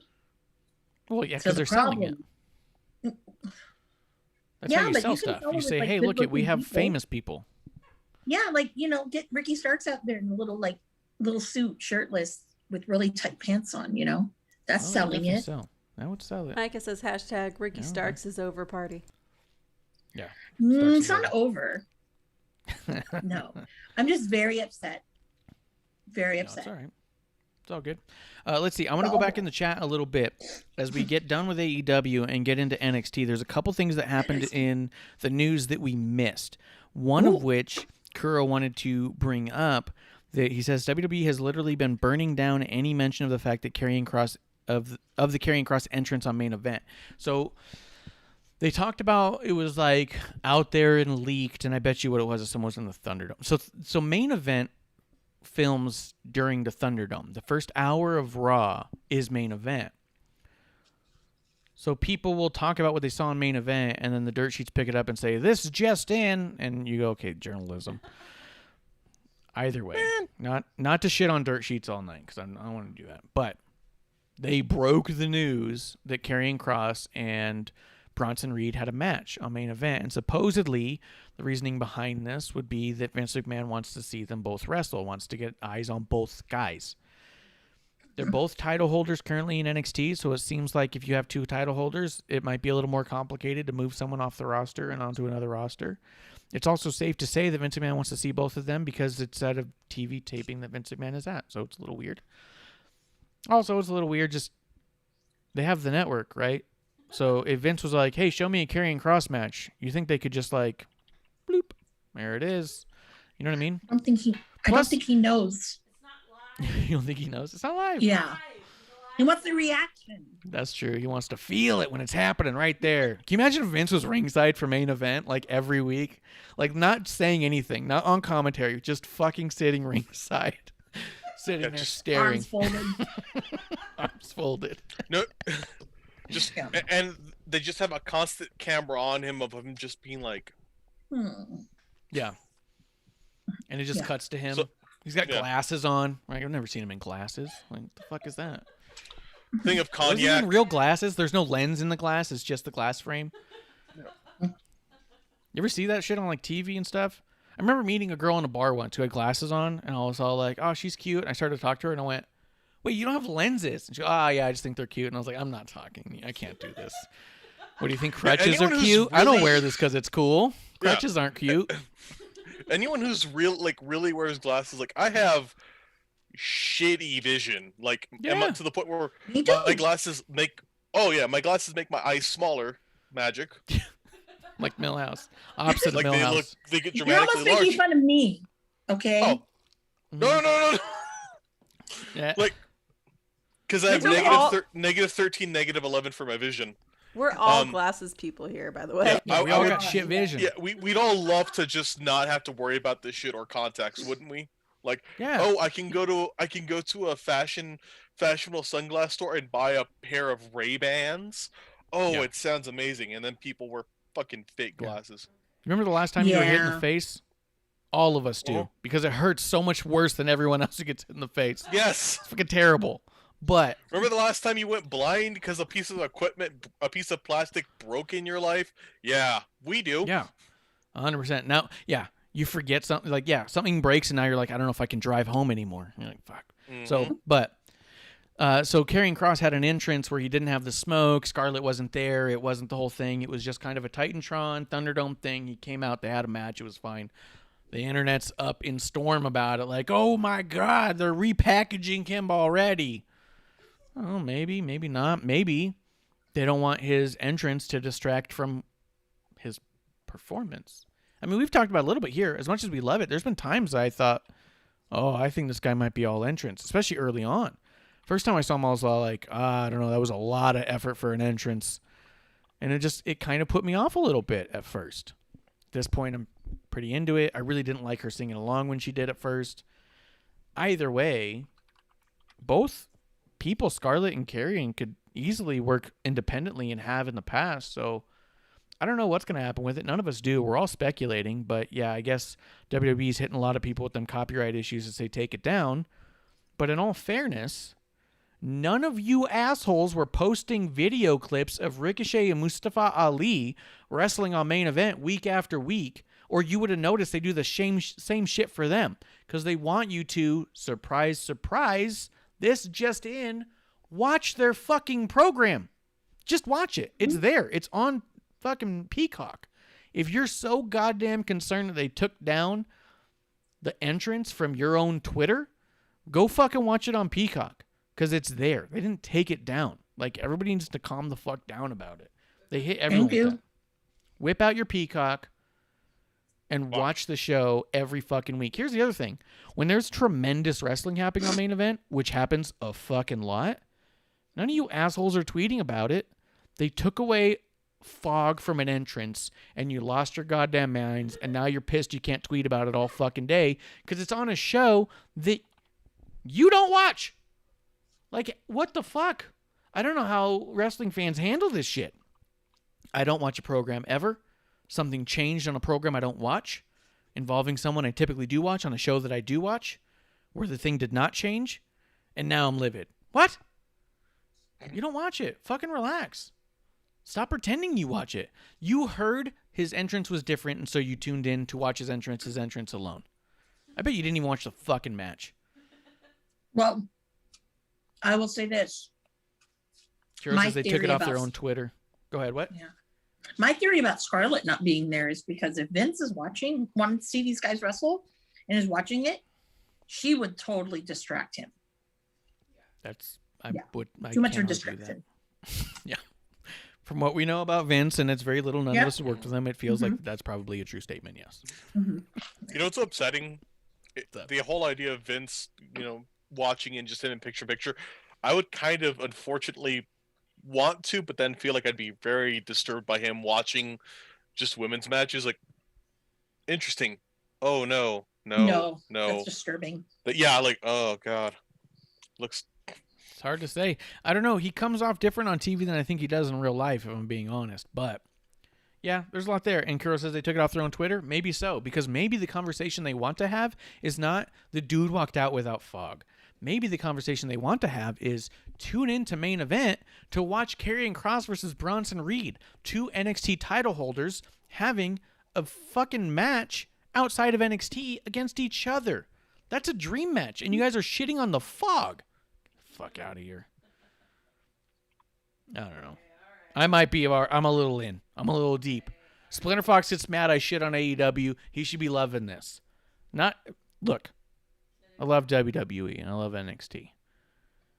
But fucking everybody calm the fuck down. All right? All right, we're an hour in. We're talking NXT. One other bit of news that we didn't hit, and I want to hear both your guys' sides on it because I'm going to probably have a rant again. What did we say we were going to call the rants? This is why I drink. A This is why I drink moment.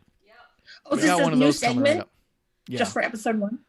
Basically, yeah, a new segment of This is why I drink. Because I get off on these fucking tangents from time to time. I try to give everyone equal footing, but I'm bad at it. It's only episode 1. We're learning. Klump, how you We feeling? appreciate your apology. I'm good. I'm scared, but I'm good. Scared, good, fearful, excited. Mhm. There's a writer who joined WWE. Her name is Candice Mobley. She has a huge resume of sitcoms, comedy shows, internet things. She has her own podcast. She is a writer. She is a script writer. She's a TV writer. I think she worked on The Tonight Show or one of those. One of those late night shows. I'm not sure which one. I'm not going to lie. But it was a late night show, and I believe it was The Tonight Show. Like it or not, she was there. Wait, Comedy. Fallon or Leno? Don't know. They're both comedy. They're both Tonight Show. I would guess That's probably arguable. Fallon. I'd guess Fallon. But she was on a podcast. I don't have the name of it in front of me. And most of these sites that are tweeting and quoting this interview are not sourcing the actual podcast to begin with. So I'm not going to source the asshole fucking company that quoted this one that I pulled from because you're not quoting the fucking podcast, so fuck you too, dude. That's how I feel. That's how many drinks we've had. This is what they quoted, all right? I want you guys to listen. She said this on a podcast. Her name is Candice Mobley. I have just been hired by WWE. They did not require me to know anything about wrestling. I am on the Raw team. So there's Raw and SmackDown. And people I know that are on it are Bobby.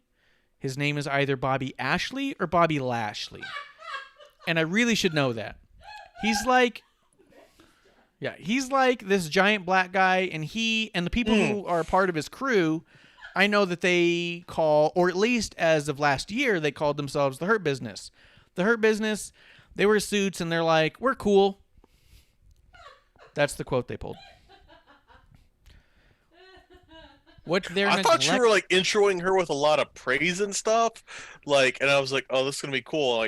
So I was trying to think of ways to make jokes, but fuck that beats me. This sounds like a bit to me. It sounds like a bit. Here's the thing: is I don't think it's a bit. But here's the second thing. Oh, A good lot Lord. of people are saying this is what's wrong with wrestling is they have writers who don't know wrestling, which I understand the argument. I do think, however, that is short-sighted and short-visioned. I think if you scope out, and come with me on this ride, Klump. Why She's only not- me? Amanda, get the fuck on the ride. I don't know. Amanda, keep Producer, your arms you too. inside. What? Okay, so I'm hear me just- out. She's here as a writer. She's not head of creative. She's not the booker. She's not producing matches. She's not directing the show. She's not writing the finish of WrestleMania. She's a writer on a team. She's one of many, and this one doesn't know wrestling.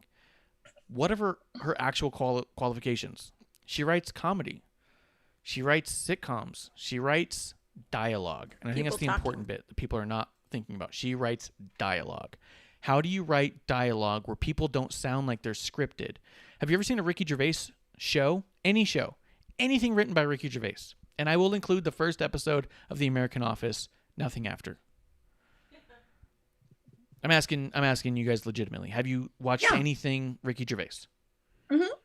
Yes. Yep. Yes. Can you guys agree that it sounds improvised? Yeah. Yeah. Did you guys know that Ricky Gervais hates improv, and he would never allow them to film something that is not heavily scripted because he wants it to come off a certain way? He is a director at heart and a writer, and he wants things to come off realistic but honest. He doesn't want people going off on the side. Ricky Gervais has never filmed anything that is improvised. Did you guys know that? Mm-mm.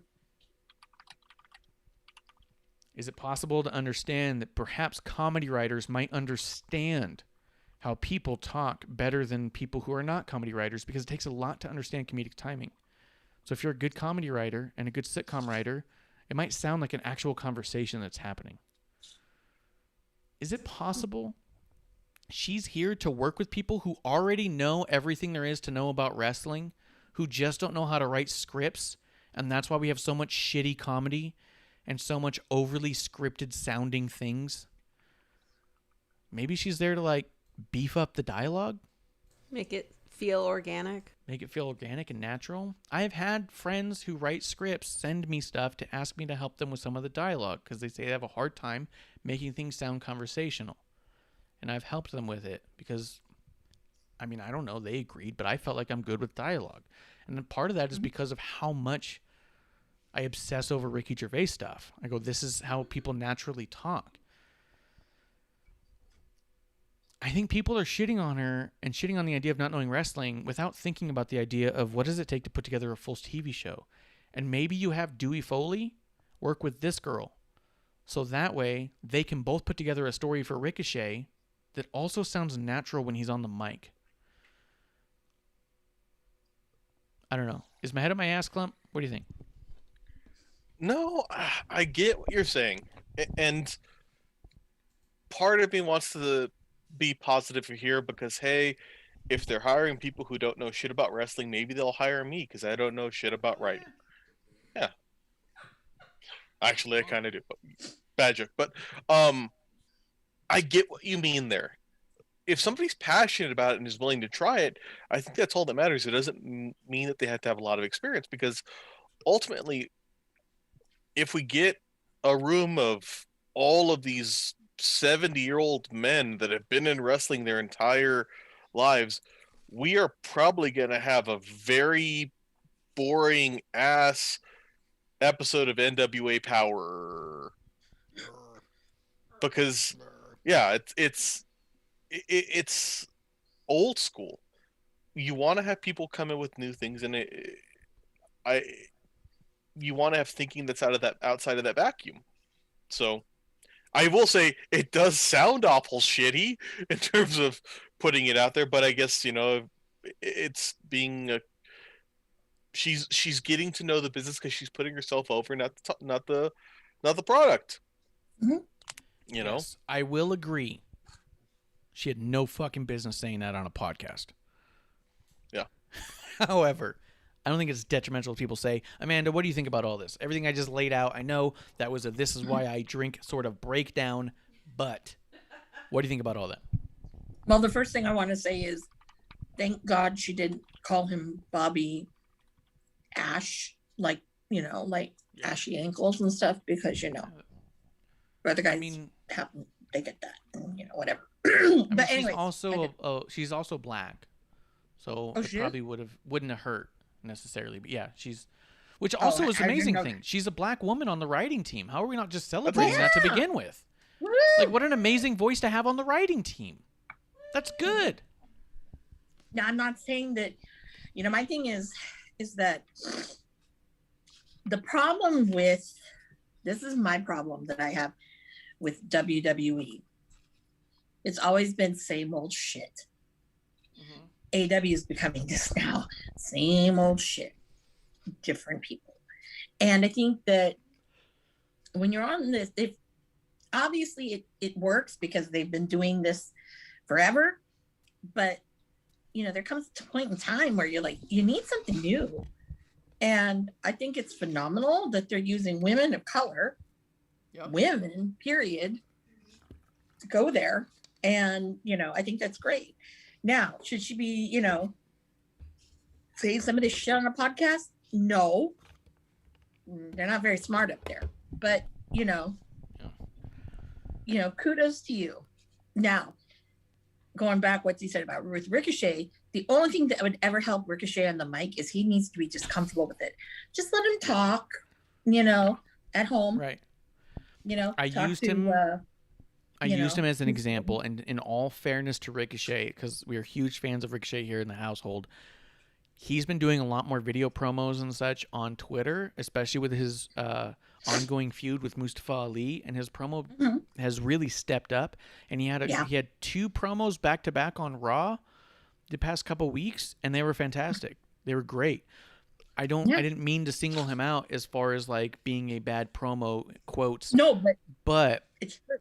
Historically. Some guys struggle on promos and they're not sure how to say things. Imagine if Braun Strowman, instead of being handed a couple bullet points and going out there and just screaming, get these hands over and over again, was actually working with a dialogue script writer to come up with how could you say this naturally in your own voice, but also at the same time work it to sound correctly. And maybe we get actually good comedy out of some of these comedy skits, because I think of guys like Ricky Gervais, although let's be honest, he's a high level writer. I'm not saying she's on the level of Ricky Gervais, but she is in the same school, right? Yeah. So producer had something she wanted to say. Oh, just on the topic of women being in the back, it's been reported that Molly Holly has been on a 2-month tryout as a producer. So, having more women in the back, I think is great. And also, who knows, if this writer has had any experience where, on other shows that she's been a part of, if anyone has even cared about what the writers say. Normally writers are just, these invisible people that don't get the credit that they deserve. And so, of course, maybe she just thought, who the hell's going to care? It's just another job to me, which, in all fairness, if you're good at your job, why the hell does it matter?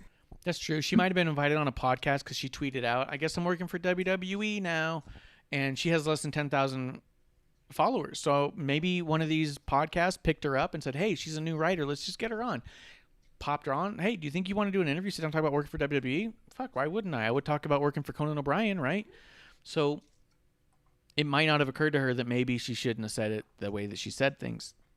Yeah, in her eyes, she's not a celebrity. Yeah. Probably. And what does it matter? She's in a team of like 40 people. I'll say this, if nothing else comes out of it,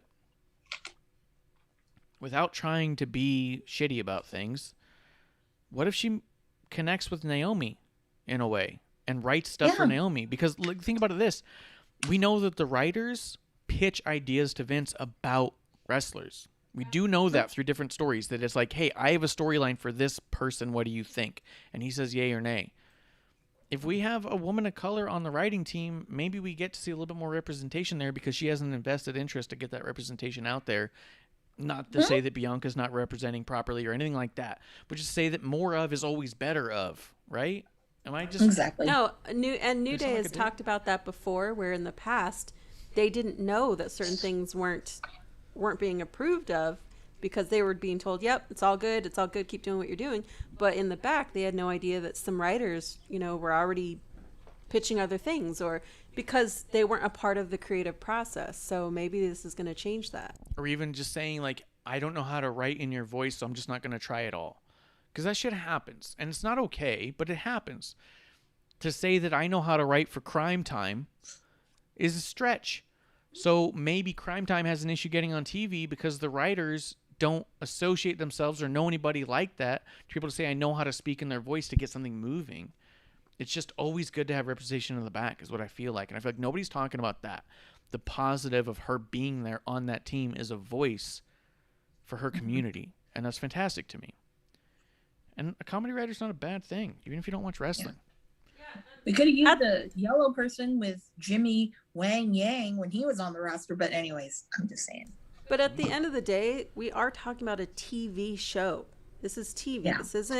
This isn't indie live, this is a lot of people watching on a large network. And I think one of the things a lot of people complain about is they say these promos sound scripted. Stop scripting everyone. They sound scripted. The Usos and Roman don't sound scripted. But you know it's possible they're scripted? You know what I mean? Someone's writing in their voice. Or they are. I think that it's very possible they're working with a writer and say, I wouldn't say it that way, I'd say it this way. But maybe that's what you need, is a back and forth between the writer and them. It's possible. I've said it before. I'd be hard-pressed to believe that the Usos are scripted for one fucking second. But at the end of the day, is it impossible that they aren't working with someone who's allowing them to have their voice inside their own promos and actually writing it down to get the approval, and then when it goes live, it just happens to be exactly the way that they would say it naturally? If the problem is it sounds scripted, but you're not going to not be scripted, then the problem isn't the script, it's the writing within. So maybe getting new writers who are better at scripting dialogue is what you need, a la a Ricky Gervais, where no one would believe that his shit is completely not improvised, because he would never approve that. Yeah. Klump? That's Is my fair. head up my ass on all this, or... No, I agree with that. I talking about it more and more, I think it's a good move. I'm curious. It makes me want to know more about the writing team. You know, Yeah. I want to know about who else is there, and I think it's maybe what makes this a bit more interesting is other than like Freddie Prinze Jr., one of the few writers we're hearing about. That's a lot of them, unless they become huge, we don't hear what their background is, what they do. And it'd be really cool and interesting to have that investment in them, see where they came from, what their passions are, what brought them into this. Yeah. Yeah. I don't know how you got the job, but you're here now, and it's kind of cool. Gotta like you. Yeah. And it's not just another random cis white male on the writing team. There's just someone who has a voice that maybe not otherwise gets heard, and I think it's fucking valuable. And I think it's fucking valuable, and I don't think it's cool that people shit on it for the sake of she doesn't know Bobby Lashley's name yet. Okay. Yeah. She shouldn't have said that. Does that mean she's not valuable? No. And also, I mean, being someone that didn't grow up watching wrestling, there were many times when you would ask my opinion because I'm a new set of eyes. I'm not watching it with the same, history that all you guys have. And I'm sorry, but as a TV viewer, sometimes, they just want casual viewers as well. Like, it's a really wide net. So if I can connect to something as a super casual viewer, I mean, maybe there's something in that. Yeah, and I honestly thought of producer when I saw this too, because I was like, yeah, how long did it take producer to remember Finn Balor's name? It's fucking forever. And she kept saying he looks like everybody else, and I'd be like, I just don't know how to tell you he doesn't. Like, I just don't know what to tell you. I don't think he does. He's got 92 abs. Everybody does. Yeah, when she's looking. The ones she pays attention to does. The ones that she's paying attention to, they do. I'll tell you that. Well, okay. I mean, she goes, I know LA Knight, I know Ricochet, I know Finn Balor. I'm like, I know you know them. Well, Ricochet also has a little booty to him too. I'm just saying there that, is a dearth of there is a plethora of abs there. Yes. So I get There's it. a whole ab salad. Yeah. Mm-hmm. But yeah, no, I just think that, like, hey, not being positive on the name is a bad look, but it's not the end all be all. And all I'm saying is I think people overreacted on this one and they stopped paying attention to the good news here. We want representation, right? And I say that as obviously somebody who can't speak on behalf of that, and I'm not trying to take the words out of somebody else's mouth, and I would never do that. But yeah, Twitter world needs to calm down. But she did tweet, I thought it was funny, she tweeted when she got the job that, man, all these wrestling fans are going to be real disappointed adding me on Twitter when they realize how thirsty I really am. Yeah. Yeah, she was funny. She goes, I hope someone tells me what a heel is and spelled it H-E-A-L. And I was all like, this is funny Growing on me.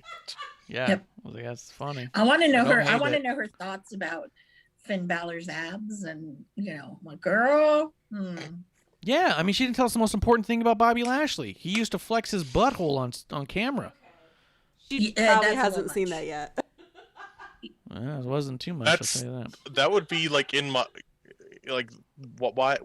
why haven't they seen it yet? That's like All right, we've moved past this. He's a champ. Leave him alone. He's the goddamn champ. he's got a champ butthole. Yeah. Okay. Yeah. Oh. He was the Ace Ventura of Raw for a while, and I loved it. NXT. Guys, I want to know what you Before I say anything about NXT, I want to know up front, Klump, what did you think about this week's NXT? Overall.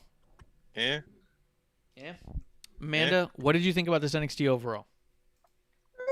It's okay. It's okay. I was wondering if I was alone. I felt like this was one of the worst NXTs I've seen in a long time, and I, honest to God, loved Raw so much more than NXT. This was a tough one to get through. I watched it twice, and both times I was like, I don't want to watch this. Oh, you know why it was horrible? I'll tell you why. I already know. I can guess. Mm-hmm. Can I guess, Marsh? Go ahead. We'll start with your guess. There was a lot of fucking Johnny Gargano. So much Johnny Gargano. That didn't help the situation. Klump, what were you about to say? There was a lot of... Yeah, there's a lot of Johnny. There's a lot of Johnny being a silly fucking idiot. There's a lot of just... Like, it felt like, okay, we got to really establish some people. Let's do everyone in one night. Like, it didn't feel like there's any, like, investment in things going on. It was like, oh, yeah, we got to establish that Hit Row has beef with Bronson Reed, but also Hit Row. Sorry. Sorry, Klump. I don't know why I want to like it, but I'm like, I don't give a shit about this. Right. There is a I need to hip-hop. give a shit factor about Hit Row. There is a lack of give a shit factor, but there is a lot there on the table for the taking. I'm not out on them. I'm in on Hit Row. I am waiting for them to make me care because I do think that they have an awesome presentation. They have a fantastic swagger about them. They are presenting something that's different than we normally see, and I love it. However, you're right. There's not a whole lot of why do I give a shit. So I think that we can get there. I think right now we're really establishing a foundation. However, I feel like that they booked this show thinking that every single match was Bret Hart versus Stone Cold. Both people get over. No, it doesn't always happen. Mm-hmm. This show opened up with Adam Cole. Yeah. Yeah, that's And another reason too. I've gotten real fucking sick and tired of the fact that at this fucking point, he's still always going, Adam Cole, baby. He sounds like an idiot.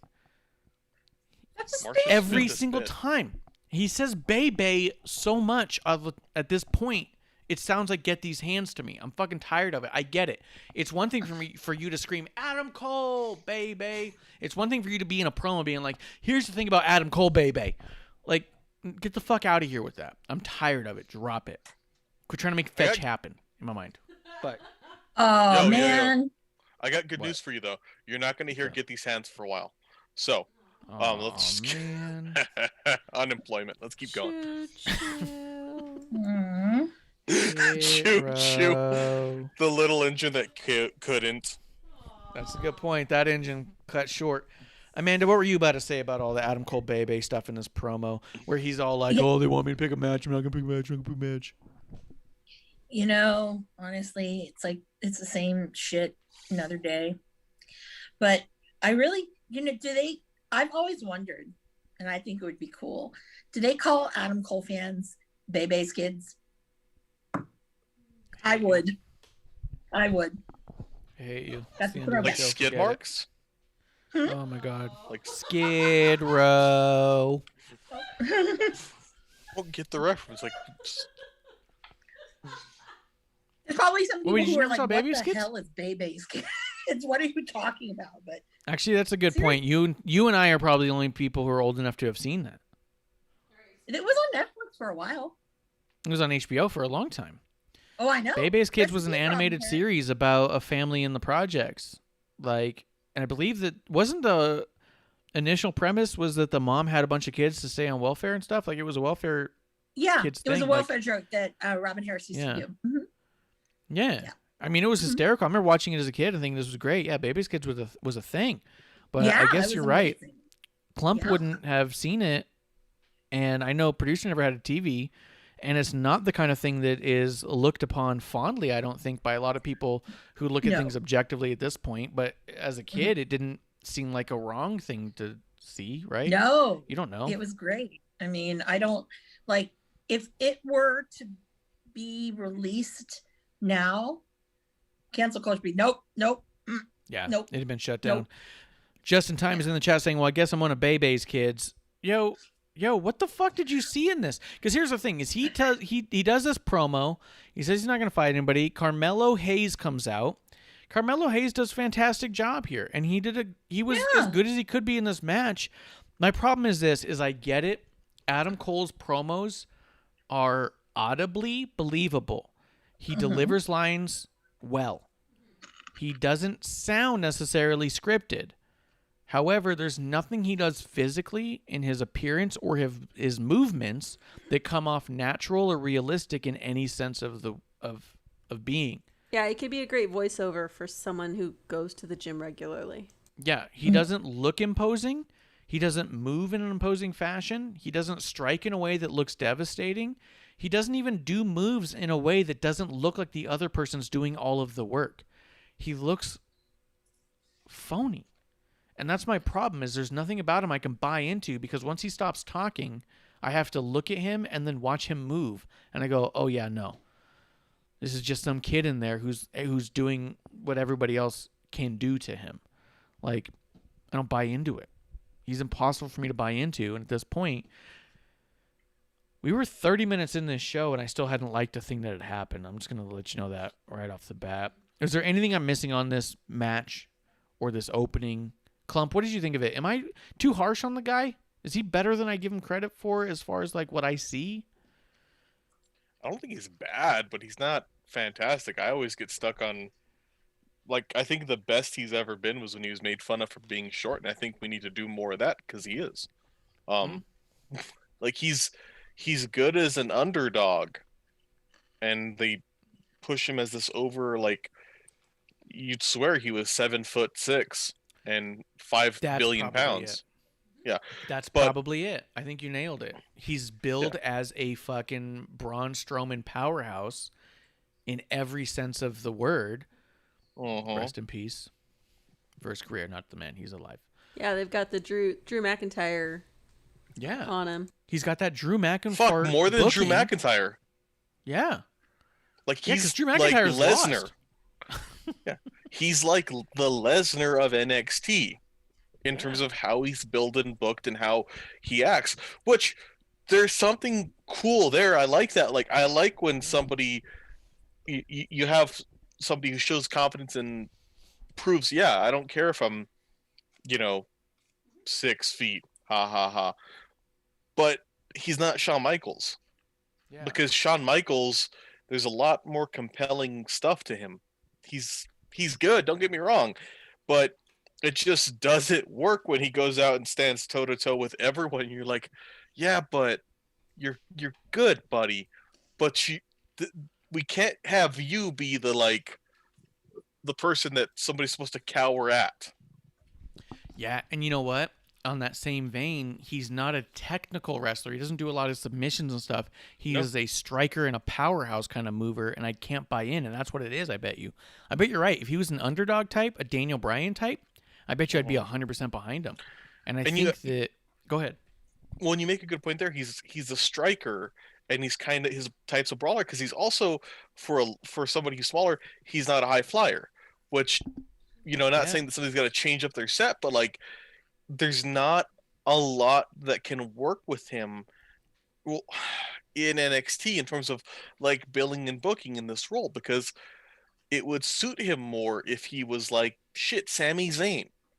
Yeah. Sami Zayn was the underdog, and because he's not incredibly technical, he's not an incredibly high flyer, he's a brawler, and you put him in something with like Braun Strowman or Kevin Owens, the size differential helps out there when you have him be a face. Cole, and it also doesn't help that the crowd treats him so over, so he's not really a heel. He comes off as like a cocky face, but he isn't Shawn Michaels. He really isn't to me. Yeah. No, I think it's 100%, and I agree with that. And so, to me, in this match, Carmelo looked amazing, and Adam Cole looked like he was just in the match. And I wasn't a fan of it. It didn't get me over on Adam Cole, and I didn't feel at the end of it Adam Cole really deserved to win this one. I thought, God, how good is Carmelo, and how shitty is it that he's strapped with losing to Adam Cole this way in early on? Like, I would have preferred something else for Carmelo, to be honest. I thought he was fantastic. I don't know. Amanda, were we missing anything here? No, I think that, with Bebe, I mean, it's almost like, what do you do with him next? Because he's too small almost to go to the main roster. He'd be like almost like Rey Mysterio, Well, it's Rey Mysterio. Yeah, Ray's got muscles though. I know So Adam Cole he's doesn't. heavier. I know, but he's short statured. But I don't know, like what is there next for him to do? I feel the same way about Gargano. Yeah, that one too. Yeah, that one too. Same thing. I feel there's the a few same way people. about, like, I could see, it's funny, I could see Ciampa going to the main roster. He won't, but even though he's small, he's so fucking muscular, and he has an air of kind of wildness about him that works. He's got a credibility. serious, he's got like a seriousness there. Mhm. Same with Thatcher. Like, yeah. you're small, you are a well, I would say they're technical, but they mix a lot of styles, but their size is overcome by their presentation.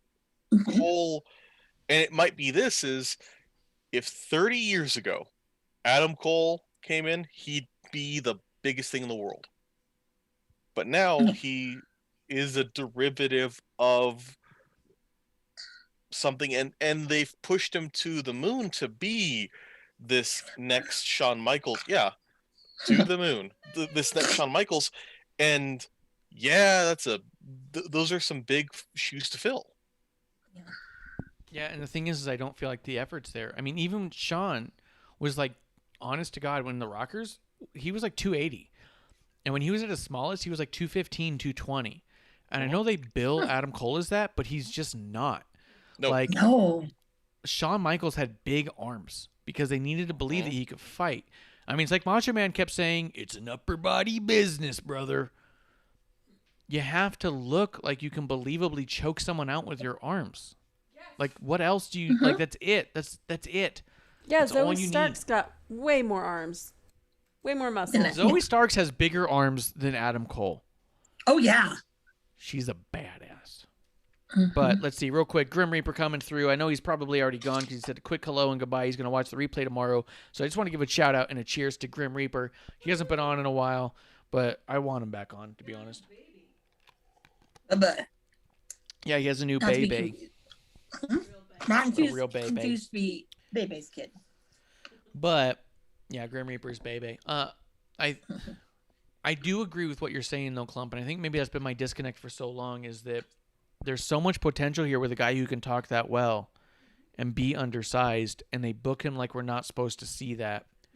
So I feel like the Adam Cole's booking is by definition an insult to my intelligence. But Interesting. so is Young Bucks. That's gonna come back around though, because we're gonna keep moving. Let's see. Frankie Monet had a backstage segment with Aaliyah and Jesse Kamea from the Robert Stone brand. Stone himself entered the scene. Monet's dog barked at him. And then they had the Io Shirai and Zoe Stark thing in the back, where Zoe Stark was talking. Oh yeah, me and Io are gonna team together. We're cool. Io walks over, kind of real nonchalantly, like, I don't like you, but I'll team with you, and walks off. And I was like, That was a Don't little awkward. like you, but I we loved will it. work. yes, right, but we will work. That's what it was, and I was like, that's fucking cool. Io Shirai, as much as I've liked her already, she really like went up a peg during this episode specifically. I was like, oh shit, she's cool as fuck. Anything you want to say about those two backstage segments there, Klump? I do like Frankie Monet being presented as bougie and such as she is. I like that they're also presenting her as kind of like a boss character, because initially, like, I'm like, okay, this does feel very much like 15 years ago female talent, like in terms of how they're presenting her. Which, like, okay, cool, you're adding to this. I like this more and more. Awesome. I couldn't stop focusing, and I just hate Robert Stone so fucking much, and I know he's a heel. But I'll bounce to Amanda. I'll be back. Give me 2 minutes. Okay, cool. Amanda, tell me what you thought about it. Oh, I really wanted the dog to bite Robert Stone so bad. So bad. I was like, oh man, why? I know, but there probably people would be complaining on Twitter, animal cruelty and blah, blah, blah. Don't ruin let the the good dog fun, bite him people. like the snake bit Macho. That'd be dope. Exactly. It's a little Pomeranian. What the fuck is it going to do? You know? Come on. It was gonna shit in Shotzi's tank. So, Mm-hmm. wait, real quick then. Wait, did you see Eva Marie on Raw? Have you seen the clips at least floating around Twitter? I have. I How can't she get came over out with that. Piper Niven? Yeah. Can you imagine? So right now, I'm just thinking about this a little bit out of the box. Mhm. So Eva Marie came in kind of hurriedly, she said that her gear had to be made within 2 weeks because it was like a sudden jump to actually being in a match. I guess it wasn't supposed to go that way. Oh. So Piper Niven is her protege, and she's talking about Piper Niven as her protege, and obviously that happened for 1 week. The second week on Raw, Piper's already kind of not having it. So some people are like wasted, and I'm like, no, it's just a story that's progressing quickly. There's a difference. Yeah. However, can you imagine? Because based off of what Klump just said, there is so much about Frankie Monet's character that feels like a callback to the Divas era. Her being bougie, although she's a good wrestler, which is different than the Divas era for the most part, let's be honest.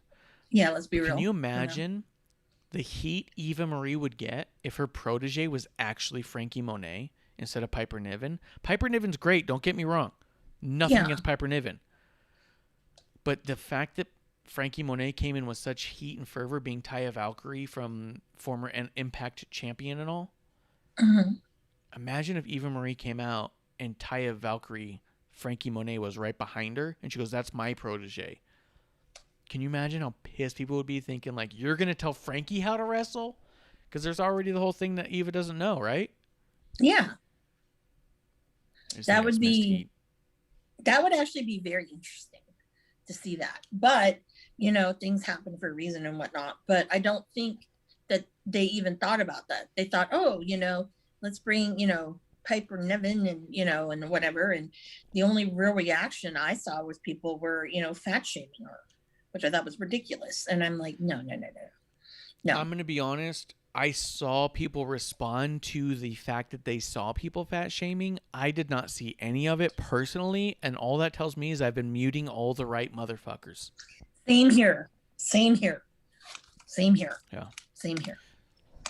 But I'll tell you, I have a hot trigger finger when it comes to seeing people talk shitty about the women for the sake of being women, although they might disguise it under different things. If I see someone talking shit on someone like Natty saying she's boring, I'm probably going to mute you just because I think that you're not paying attention and that you just have an aversion to liking what's in front of you. Shitty wrestling. Yeah. So it's one of those things where it's like, yeah, I think I muted all the assholes who would have called her fat anyways because I didn't see it as an issue. I thought that was actually a benefit. Piper looked like a badass out there just being a brick wall. It was so dope. She always looks like a badass, but it's like, yes. So what? You know? Yeah. You're probably not, but all that any, aside, like, supermodel, but whatever. I do think the reason that they didn't pick someone like a Frankie is I think they got big plans for Frankie in NXT, and there's nothing wrong with that. But it occurred to me during this that I was like, can you imagine if Eva Marie came out and then behind her was, instead of Piper, Frankie Monet, people they knew as a bougie, skilled wrestler coming in under the tutelage of Eva Marie, who we all know is a shitty wrestler who didn't deserve to be there, right? I'm not saying that's true about Eva. I'm saying that's the wrestling fandom perception. Eva doesn't deserve to be there, and she's not good at wrestling. And they are leaning into that. But that is a story for our Tuesday night. Yeah, they're leaning into that hard. Yeah, that's a story for Tuesday nights. Back to NXT though, what'd you think of that, or the Robert Stone, Io Shirai, or no, Io Shirai Zoe Stark thing? Io is the fucking bad. When she came in, she was just kind of like, I don't like you. But I was, I was like, oh shit, I love this. Yeah, because you know what? That's a great example, life lesson for everybody, that you don't have to like everybody. You don't. I certainly don't. That's a great point. Yeah, but sometimes we need to all work together. So there you go. I thought that was great.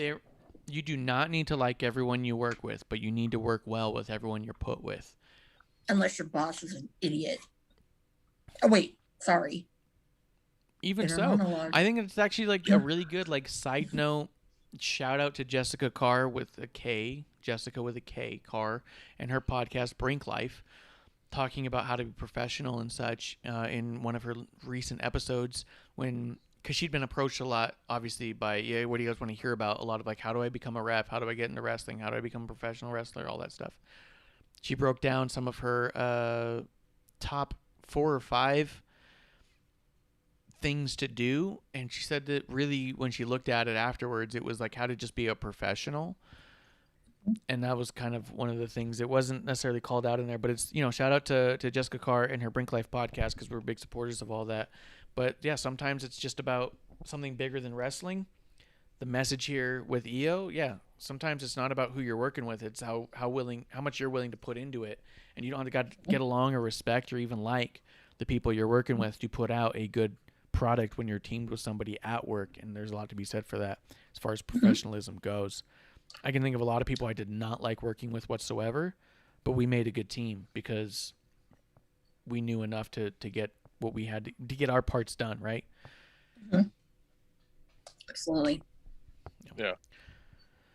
Matt Brown. Klump, was there anything you wanted to throw in about? I don't know if you had did you have one ear in? Could you hear what we said? No, I could not. I'm sorry. Okay, no, totally fine. I just didn't know if you had something you wanted to throw in on top of any things we said based off what we said.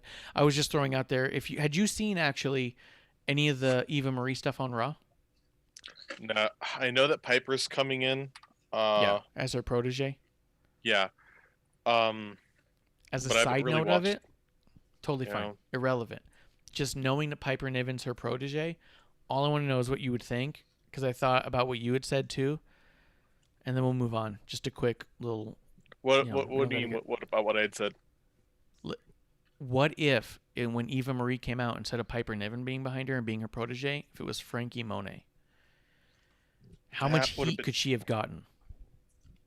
Yeah. Because Frankie coming in with being the skilled wrestler from the Indies, and Eva being the nefarious, terrible wrestler of the Divas era. Imagine Eva Marie's the protegeing Frankie Monet. I just thought it would be an amazing spot to get a lot of fucking heat.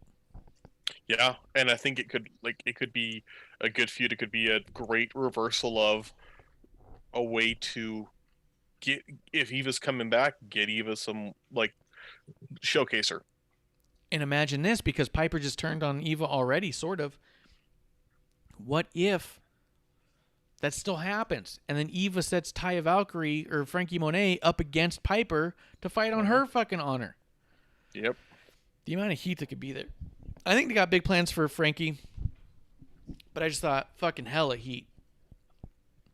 All right. I know. Let's undoubtedly they got plans for her. I'm curious to see where it goes.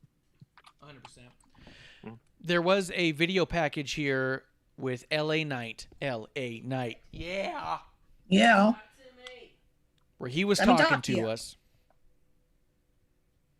I don't know how to break it down other than I thought it was just fucking phenomenal, where he was breaking down why he turned on Ted. I love that he's still smoking Cohiba cigars. I think that motherfucker got a box of those Cohibas because they're that color blue. I'm going to be honest. Or he's using the same one every night because it's not lit. And I'm okay with that too. But I will say this. If I get the opportunity to have a cigar with LA Knight, I'm fucking doing it, and I'm bringing Cohibas. Yeah. Yeah. Klump, what do you think about this LA Knight promo here, this video package? Not bad. Just I know you've had a bit of good a version with him. Yeah, no, I like it. It's good. He's a heel. He's working on it. He's doing good. I'm cool with it. He can't do any wrong in my book. But Amanda? Oh, go ahead. it was one of the highlights of a shitty show. Dude, it really Well, was. Go ahead, Amanda. it's LA night, and you know what? He doesn't do that's not shitty. How can that be shitty? The guy's great. But I will say that I don't know. I mean, I personally, I don't know. I kind of want to see him wrestle a little bit more. Not have the live and have a live him with a live mic and not, being in a vignette or something like that. But the vignette was great. I hear you. I don't disagree with it, but I do like the backdrop of it. The other thing, Yeah. how incredibly natural is he at getting his catchphrases in, changing the catchphrases up, and making them seem like a natural progression to get there. Because how many times have I said here on episode 1 that I do not understand what Ember's Law is supposed to mean or why she keeps saying it, Exactly. or how it even fits in the sentence she started with. That's not to knock the idea that she has. I'm sure it all makes sense to her, but it's made no sense to me as a viewer at all what Ember's Law is supposed to mean, what it's about, or how it fits into the sentence. Where with LA Knight, the way he's able to get different catchphrases in all the time and it naturally fits. And at the end of it, even he was like, and whose game is it? LA Knight's game. Knight. Yeah. Mm-hmm. Fucking just moves on. And you're like, did he just make his name a catchphrase? Kind of, yeah. You know what I mean? He did definitely. Yeah. Oh, yeah. Mhm. I mean, Oh, you yeah. remember being there at Hard Times when he just looked at the audience and pointed. Boom. He didn't have to say his name. Boom. No. Boom. Boom. Yeah. He did it. Who does that? Nobody. He's got Yeah. we eat out of the palm of his hand. He's got long-term big star potential in my mind. I don't Yeah, want to oh, curse yeah. him by saying how much I really think of him, but I think an awful lot of him. Yeah. So, but we can keep moving on. He did call Ted DiBiase an old man, and I thought that was funny. Oh my God! I guess after this is where it started to go downhill again. We had Johnny Gargano doing a promo Wait, whoa. with Austin. Go ahead. Wait. Wasn't Cameron Grimes on next or no? I don't know. You can talk about it if he was. I don't think he was, but you can say it. His little vignette. I can't remember. You watched it twice, so you would know more so than I would. I don't think it happened right there. I think we're going to end up. Oh, back okay. to it, I thought so. it. I don't know. Sorry. Yeah. Let's see. We did have, but then the way comes out, but it's only Johnny Gargano and Austin Theory, and this to me was just absolute trash, and why I'm 100% behind them getting any comedy writers on the WWE staff, because Johnny Gargano and Austin Theory do not understand comedy. They are shitty comedy, and this is where the show went back to feeling like it was some sort of Make-A-Wish middle schooler's dream to write an episode of NXT, and this is what he got. Johnny Gargano and Austin Theory came off like middle school mentality. It wasn't watchable. I turned off the volume and I waited for Pete Dunne to come out. Pete Dunne then did what he could, but he's Pete Dunne in a world of Johnny Gargano.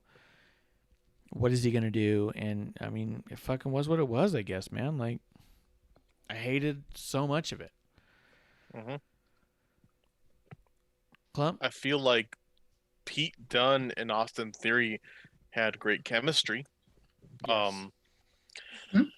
I feel like Austin was trying. It was just hard, so though. like it seemed like a couple kids who just went through like their first couple drama classes where they're like, we got to keep throwing this in, so they kept referencing the hands, but it was always in a silly way. Yes.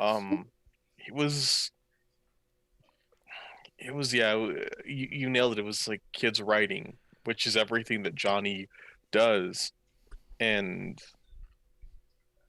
the only positive was, hey, we didn't have another indie Dexter thing. Yes. Yeah. But it was rough. And then even when Pete Dunne did the break on Austin's fingers, the way he was like, oh God, like the way he went from selling to just being a fucking cartoon, and I just was not into it at all. And it got to the point where I was all like, fuck, I just wish Austin Theory would go away at this point. And truly think he has what it takes to be the future. I think that Johnny Gargano is ruining everybody he's around. Even his wife. That's how I feel at this point. His wife is better than him in almost every single way. She's a better wrestler, and she's a better comedic actor. She's better at comedic timing. She's a better promo. She's more natural in the ring. It's weird. Like, I feel like a lot of people are being damaged by being around Gargano, and I agree. Here's what it was. I had this realization while I was watching. Because I said it out loud. I was going to move right on, but then I realized I said this. As I was watching, I went, Johnny Gargano is the Young Bucks of NXT. He is shitty comedy, shitty callbacks, terrible choreography, overly scripted, thinks his shit don't stink, doesn't have to try hard, and thinks he's doing it all. He overdoes everything. Johnny Gargano is everything in NXT that I don't like about the Young Bucks in AEW. Yeah. But he Even does it down- better than they do. Maybe. He's got a better seamstress. Sometimes. Maybe. I'm not going to take a side on that one. I'll say that's an argument to be had. Who's the worst? But down even to the cosplay that Gargano does all the time. Like, I feel like Johnny Gargano he would make a perfect third Young Buck in every sense. To the point where I go, oh, that's why I don't like any of his segments. None of his stuff connects to me the same way that none of the Young Buck stuff does at all. This is exactly why I think Gargano would be perfect in AEW. And I'm truly, as much as Splinter Fox would disagree, I'm not saying that as a knock. I think Gargano belongs in a place like AEW. I don't understand what he's doing in NXT. He comes off like a Young Buck. But maybe they're trying to get that Young Buck crowd. I don't know. I don't understand how this stuff works. Amanda, what do you think? Is Gargano the third Young Buck? Well, yes and no. I mean, with Gargano, he seems very robotic, is the way I look at him. It's a cool robot that, does things pretty seamlessly, but it's like robotic, and like he was hypnotized. That's how I feel about Gargano. See, with the Bucks, it's a little bit different, but then again, with the Bucks, it's that repetitiveness of the same thing over and over and over again. That's why they look really choreographed. With Gargano, it's just he doesn't know any better. Okay. It's like difference. All right. I hear you, but like we'd said, it was already Gargano wasn't into it. Let's see. We saw footage of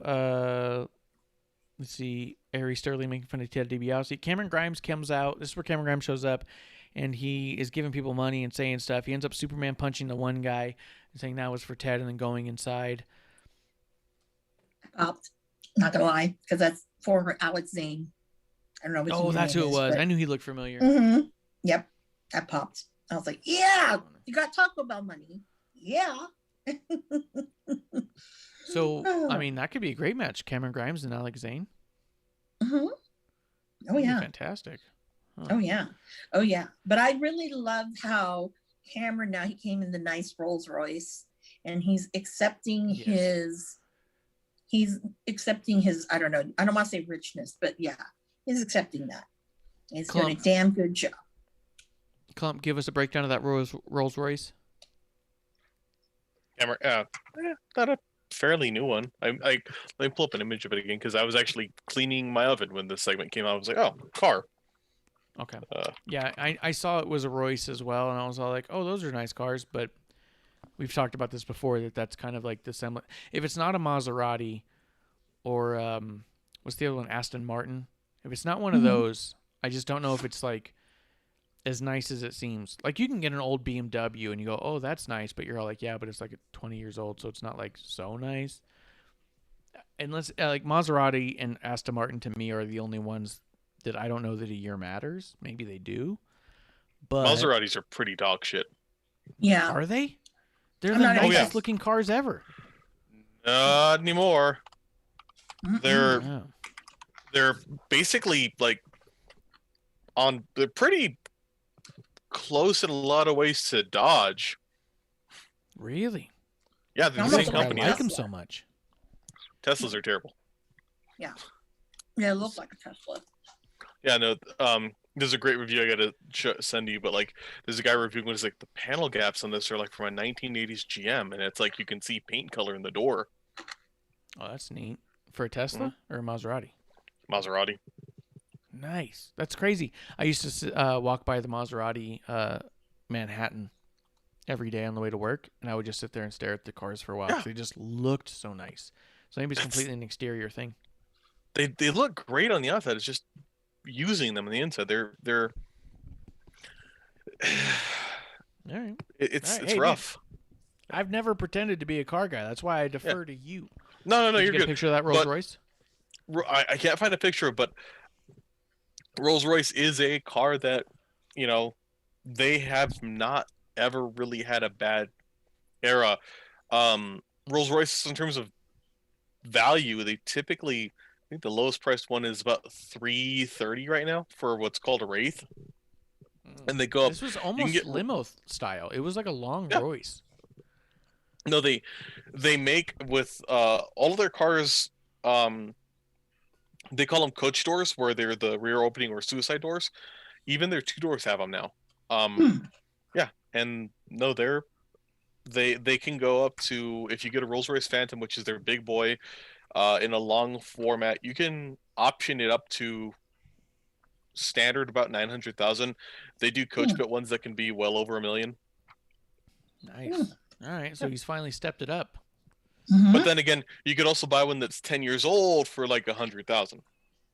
And they're still nice cars. It's just I'm gonna see if I can find it and shoot it to you while we keep talking, and then you let me know how old you think it is. But let's see. The other thing was we had Adam Cole and William Regal talking, and eventually Adam Cole leaves because he doesn't like being disrespected by the Samoa Joe thing. At the end of the day, I was just happy that Samoa Joe choked him out last week and wished he'd do it again. Is there anything about that Adam Cole, William Regal promo that you guys think I'm missing? I had no thoughts about it. I'm just like, why are you being a brat, baby? That's a good point. Don't be a brat. Yeah. Let's see. Then there was the shitty segment with Gargano and Austin Theory and Oh God, I didn't Regal. watch that. It was awful. So they keep showing this one thing, a charging battery. It went from like 20% to 51% within the show. 4 weeks. Do you have 4 weeks? Do you have any theories as to who you think it's going to be? I've been wondering this. I've been trying to figure it out. Who would have a battery, kind of connection behind it? Who's getting charged up? Maybe Keith Lee? No. Yeah. I don't think they would pull him backwards. Like, I hear you, but I don't think they would pull him back. I'm trying to... Oh, my God. The only joke I could come up with was Genocide. She's on the indies, and she paints herself up like she's a robot. But I got nothing on this one. I have no idea who this one's going to be. Do you guys have, like... I mean, if you guys have no theories at all, then that's fine. You just have no theories. No, because I didn't even realize that was this is how bad the episode was. I didn't even realize that's what they were doing with that. I thought it was my phone, my iPad. I got you. Oh, you thought your iPad was having fucking battery issues? I was like, oh, is that a feature? Nice. Yeah, I got no idea, but it's obviously somebody's coming, and I'm interested to see who it is when we get there. Let's see. After that, we had Gargano. We had Robert Stonebrand. Zoe Stark and Io versus Aaliyah and Jessica Maya. I'm happy for Zoe. I think Io did an awesome job in here, but there was a lot of this match that left me going, like, what the fuck is happening here?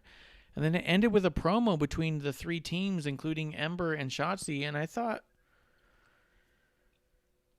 I did not like the Ember Shotzi promo at all. I thought it was like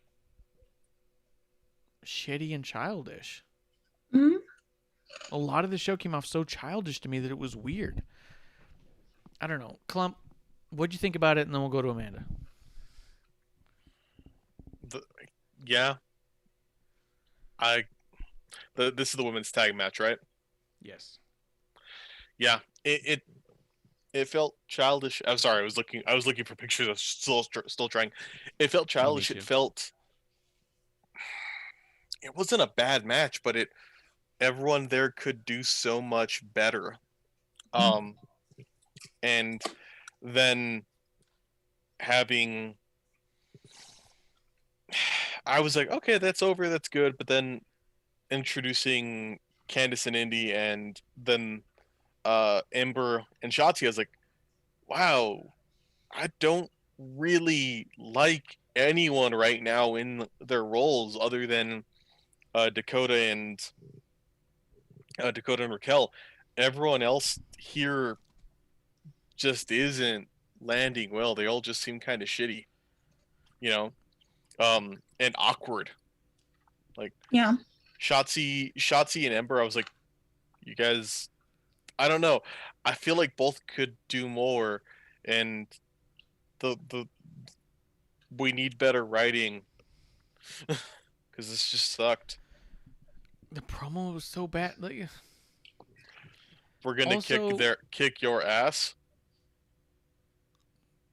dude, seriously, right? That was so Pro Wrestling 101 childish. By get what you got coming to you, we mean kick your, and then she like tries to get a gravelly hard voice. It was like, I feel more than ever like you're playing a pro wrestler and not like you're someone who's aggravated enough to fight. Yep. Literally, as positively as I can possibly say it, the promo between Shotzi and Ember against Raquel and Dakota is why having somebody who knows nothing about wrestling on the writing team doesn't bother me at all. I'm like, I wish someone helped them who didn't know about wrestling to say, no one talks like that but children. Does that make sense? Yeah. I think we're past the days of Hulkamania, take your vitamins and say your prayers, brother. All you little Hulkamaniacs, what are you going to do when the 24-inch pythons run wild on you? Like, if that's your whole promo, good for you. Yeah. You're great on the indies. No one goes back and rewatches Hogan promos. They don't. Because he's a racist. Well, all things aside about the personal life of Hogan or Terry Bollea, I am saying that Hogan promos at the time meant a lot. They were big to all the Hulkamaniacs as we went. But when you look back on them, none of those promos were like, oh, check out this promo or that. We're beyond that. We're beyond the, I'm going to fight you because I don't like you. I'm going to fight you. And that's what that promo felt like to me. And I felt like, thank God we have writers who don't know about wrestling to know better than that's how people talk. And I can't wait for people who don't know about wrestling to help these people through their promos. That's what I felt like. I'm still looking for you, Klump. We're going to get there on that Rolls Royce. All but right. until then, if there's anything else you want to say about that one, Amanda? Well, it's what you were saying about with like the promos back then, like, like I always felt that like one of the reasons why I liked Macho Man was everything when he would come out. I mean, yeah, there's a little bit of some similarities, but it was always just a little bit different. And I loved that. And, and I loved, like hell, like even in a weird way, even with, I'm going to go there with Scott Steiner. Okay. Man's kind of cuckoo, but it works, and it's not something that's, it makes it entertaining. Like Lanny Poffo, I love all the poems, I mean, I don't know, but it's just, I don't think that there are very few people who are at that level that can do shit like that. And right now with WWE, I really don't think there is anybody anymore on the active rosters that I can say could come close. Maybe MVP, but that's how, that's his normal like diction. So, it's a little different. I gotcha. Yeah. I found the clip for you, Klump. I'm going to send you a couple of screenshots right now, instead of the video, just to make it easier. But I hear you. I don't disagree with that. I mean, and then we followed it up by Johnny Gargano and Austin Theory against Pete Dunne and Orny Lorcan, and I thought that the match was doing really well overall until we had this massive comeback by Johnny Gargano that I was completely lost in because it was this overly choreographed, terrible thing that I just was not into. I don't know what Gargano's bringing to the table. I don't. And I guess I just don't know another way to say it. Like, I feel like that things become worse once he's a part of it. Mm-hmm. I don't know. Was there anything about this match you guys want to talk about? Cross comes off at the end. Yeah. Cross comes out and kind of beats up on Gargano for a second, and at no point in time was I even the least bit partially excited about maybe seeing even a moment of Cross versus Gargano in a match. I don't want to see that at all. Zero desire. If they think that's their main event for the big takeover, I don't know if I'd be willing to do a watch along. I don't want to be committed to sitting down and watching a whole thing of that. It is a first generation Rolls Royce Ghost, and my dogs agree. Yeah, it's the baby. It's still like a $300,000 to $600,000 like limo, but it's rather than being its own bespoke platform, it's based on a BMW 7 Series. But it still has a V12. It still has leather from cows that are from ranches and farms that don't have barbed wire, so the leather's unmarked. Yeah, they get that granular. It's old cut wood for the veneers that is mirrored across the dash. You can get the emblem in platinum. The logos and the wheels will not spin, and it's still like it's a beast of a car, Nice. Now, if it were the big one, it's a car that's almost as big as like a Suburban. So like walking up, it's like at head height for me, and it's a car. It's that big. That's cool. That's cool. Let's see. They had a carrying cross segment in the back with Scarlett and Joe, and there's a lot of staring, and then they stare at each other, and then Joe stares down Pete Dunne, and they stare at each other for an uncomfortably long amount of time without saying words. I did feel, as much as Joe was sort of involved here, I felt like there was a bit of an underwhelming presence of of Samoa Joe, because of how much credibility he gives people around him. Yes. Honestly, if you're willing to stand toe-to-toe with Samoa Joe, you become more credible. Because no one's not afraid of Joe. If you're able to go on the mic back and forth with Joe and not be made a fool of, you're in a high level. The idea of utilizing Joe so little, either, to me, feels like the roster is underwhelming, or you're not using Joe to his full potential, right?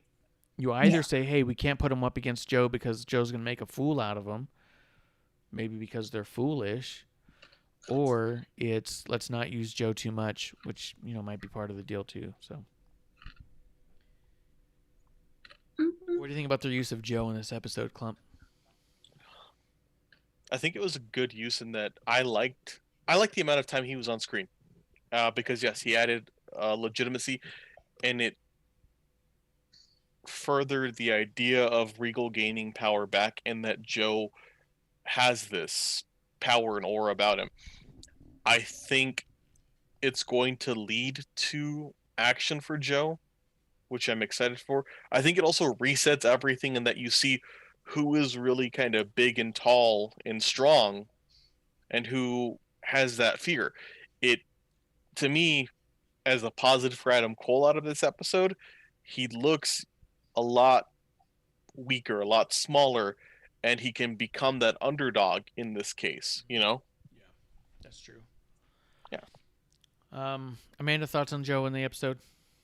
You know, with Joe, I don't know. Maybe I'm a fool and I'm expecting more. But what he did, it served a purpose. But, you know, kind of was hoping we get a little bit more of Joe. Yeah. You know? I was hoping for more, but that could be me trying to spoil myself. Yeah, that too. Because I was like, you know, why aren't they using Joe more? I don't understand. You know, I don't want to say I get it because I'm just like, okay, whatever. But but the whole thing with Regal and stuff, I'm like, okay, yeah, all right, there's that storyline, but you still, all the little children are, running around like, like pissing in the sandbox. So it's like, is it getting better? Maybe. Yeah, I don't know. I don't disagree there. And to be honest, the next match, Elektra Lopez debut against Frankie Monet. Look, I liked Elektra Lopez. I think she's got a good look. I think there's something about her that's a little bit special. I don't know what that is yet. Mm-hmm. It wasn't a bad showing. She looked a little dumb in that she was doing a taunt that was like a dance that took so long that by the time she went to do her move and she still executed the kick or the stomp, no one was there. She looked a bit foolish. I think that'll come and go with time. This is the conversation that me and producer had during this match. Because this match, I don't think is a surprise to anybody to say is a little bit of an underwhelming match. It wasn't impressive. But it was fine to get these two women on TV and get some matches in. I think the reason, because producer said to me, turns to me, she goes, I was expecting to be a lot more impressed with Frankie Monet than I have been. I haven't been blown away by her. Tell me if I'm wrong. I think the issue with there is that she fits in very well here. But in that, she just becomes another person there. She's not done anything match-wise or promo-wise to truly stand out above anyone else. Which isn't necessarily a bad problem to have. I think she's fantastic. I think that a lot of the women's roster in NXT is a high-tier performer. And I think what that says is that Taya Valkyrie, not Frankie Monet, Taya Valkyrie was in a world of underclassmen and shown above the rest because of how good she is. And now she's in a pool of talent who is equally as good as her, and she doesn't know how to shine outside of that yet. Klump, is my head up my ass on this one? I don't know. I agree with that. I thought it was a really decent match. I do think that Frankie or Taya, they wrestle a very different style than a lot of NXT. It, to me, bridges between like the Divas division and now. And I don't say that in a bad way, you know? Some of their moveset and presentation to me comes off like I can see that they're TNA Knockouts division. But I don't think that's bad, and I think for this character, it works perfectly, you know? Yeah. And I think in this match, the competitor I thought looked pretty piss poor. It just seemed weird to me, you know? Mm-hmm. No, I hear you. Amanda, what do you think? Well, it's very interesting because I was, one of the people who was like shocked that she didn't go the main roster right away. And I don't know if it's because she's just so different and brings something different that I thought, hey, that might work really well up there. But I don't know. I'm kind of like now, like feeling like, all right, I like her a lot. Do not get me wrong. She's amazing. However, NXT, I don't think is the place to showcase how amazing she really is. I don't know. I've seen like an asshole by saying that, but I mean, seriously, like, I think she would have a better, like, it would be an amazing match to see, like, someone like, her and like a Sasha or her and, hell, even like Piper Niven. I mean, just, these women who can really, can really go, because that's the quality. I mean, she was wrestling people like Tessa Blanchard all the time, and women like that, women like Thunder Rosa. And it's like, okay, what's going on here? So that's where it's a little bit different. And of course, I mean, not to say that the caliber of NXT's women isn't on par with the Tessa, but we all know Tessa's pretty like up there in the echelons. So I don't know. That's what I mean. Like, I think that the problem with Frankie is that she hasn't found a way to stand out on such a high tier level of performer already. Although, like you said, Tessa's high tier. She's top tier. Oh, yeah. But it was like the two of them in a pool of people who were just trying to figure it out. So for me, I think that the underwhelmingness of what we've hit with Frankie so far is just based off the idea of her trying to find her footing in a world of talent that's equal to or better than. You know what I mean? Mm-hmm. So, I don't know. We're almost through it, guys. I did think Hit Row was good. But we already talked about it earlier. I think the problem with Hit Row is we just haven't connected with why we need to care about the next match. There's no direction here. There's just a lot of character foundation here, which is fine. But at some point, we're going to need to care. Yeah. Go ahead. I agree with you. They are really good. But yeah, I have trouble caring. I want to like it a lot. Parts of it just I don't align with. I don't get they have to calm him down in the match. Why? He's kicking ass. Let him kick ass. That's kind of what wrestling is. Beat the shit out of him. Yeah. That part was really weird during that match. Yeah. I liked, if anything, the Everrise segment. I liked more. Because I like Top Dollar. I think it's like, okay, I feel like we're building charisma here, but everyone else, like, combined, we'd have a cohesive wrestler. Because I'm not seeing anything of Swerve. I just don't. I don't know, man. Guys, I want to care, believe me, but I just can't. Bring myself to it. Yeah, 100%. I mean, the way I feel about it is I feel like the presentation is good. The characters are solid. We've got a solid foundation of who they are, what makes them different, what makes them special. But I don't really care where you're going because I don't know that you've connected with me on a way to give a shit if you win a title or not. I can't tell if you want to win a title or not. I don't know why you're here or what you're doing. I can't tell if you're musicians and producers who happen to be wrestlers or if you're wrestlers who also produce music. Like, I don't know what your goal was. Do you make so much money in music that you're allowed to wrestle because it's your thing you do to prove yourself? Do you just like fighting so much that you have so much money you can fight whoever you want and that's why you're in NXT? Or do you fight so you can make enough money to produce the music? Like, I don't know who they are in that regard. I don't know what drives them, what makes me cheer or boo for them. They don't exactly cheat. They talk a lot of shit. But shit talkers in and of themselves don't get boos from me. I like a good shit talking, Mm-hmm. So I agree with you. I don't know what to give a shit about. I don't know why I care if you wrestle or not.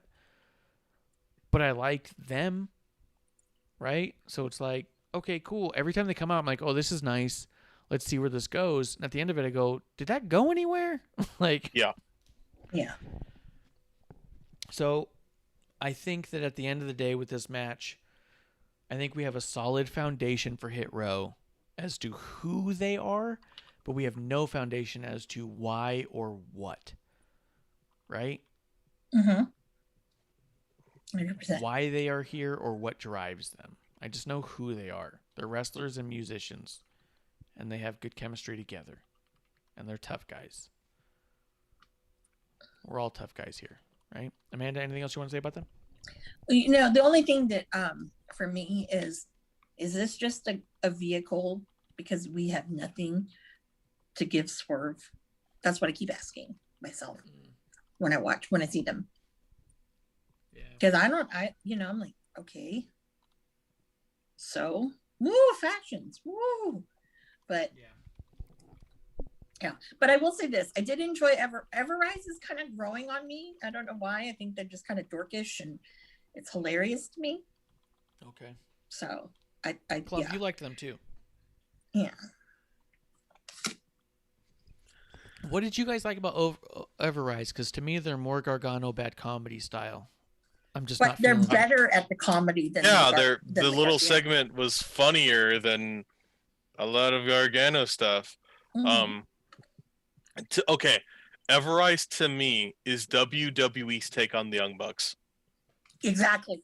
That's what I was gonna say. Yeah, their take on this boyish, childish thing. I even think the name is the take off the idea of like just how the Young Bucks, like it's a take on the Young Bucks never giving up. I Yeah. think that the WWE's take on the Young Bucks. I would not be surprised if somebody said, "Yeah, it's their it's a ribbon back."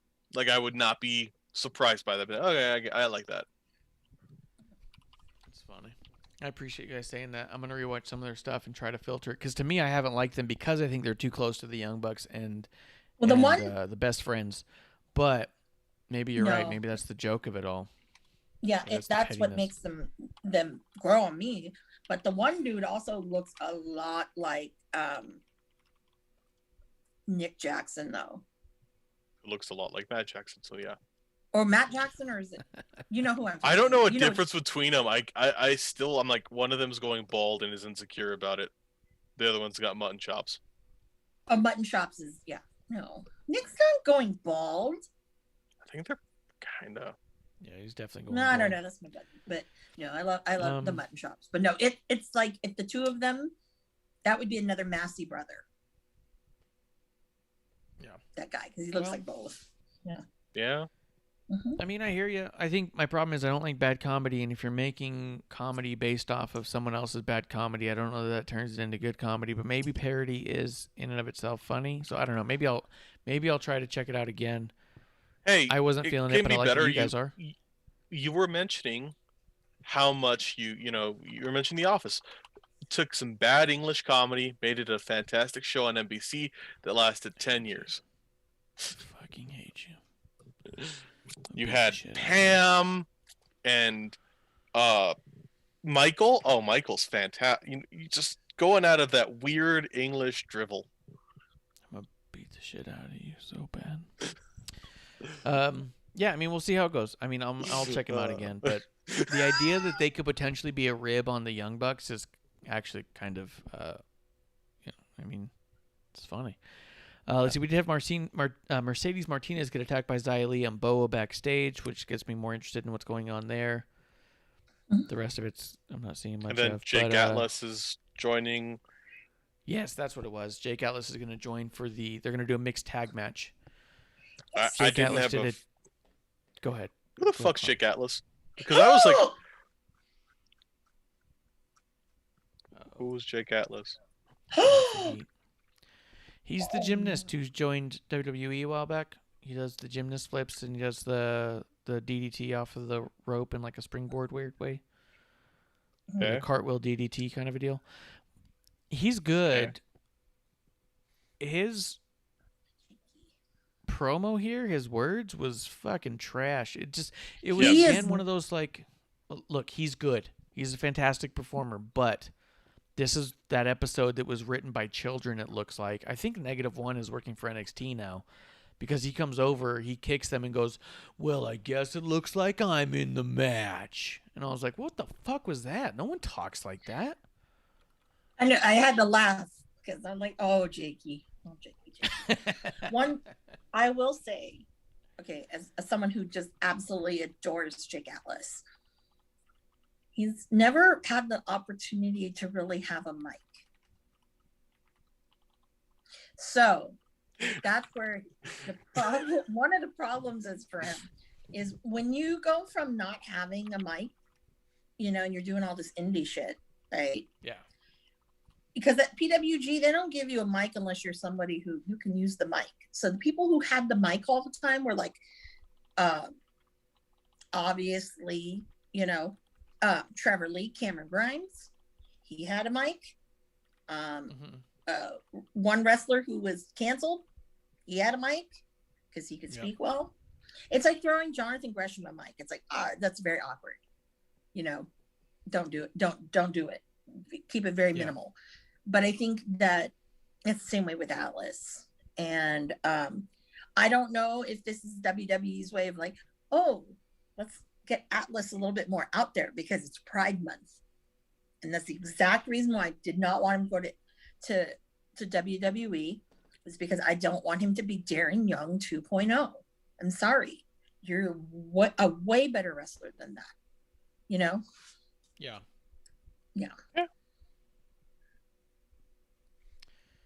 I mean, I don't think he's gonna be Darren Young 2.0, but I've not seen a lot of him, so I was just like, huh. And this didn't.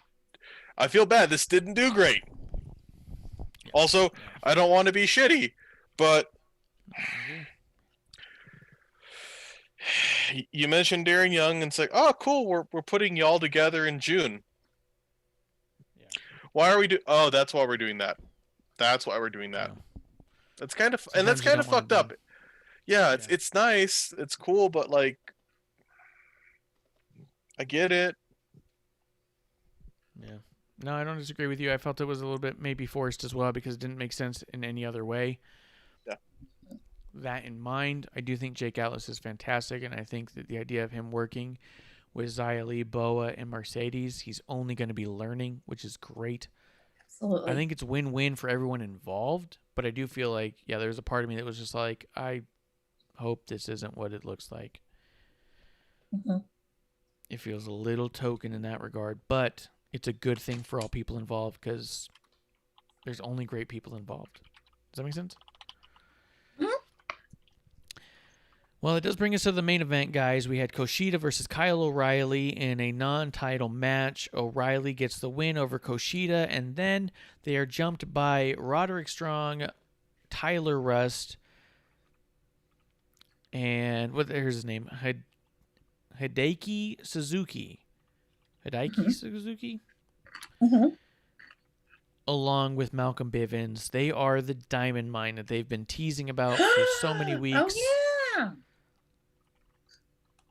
Here's the thing is O'Reilly and Kushida was good.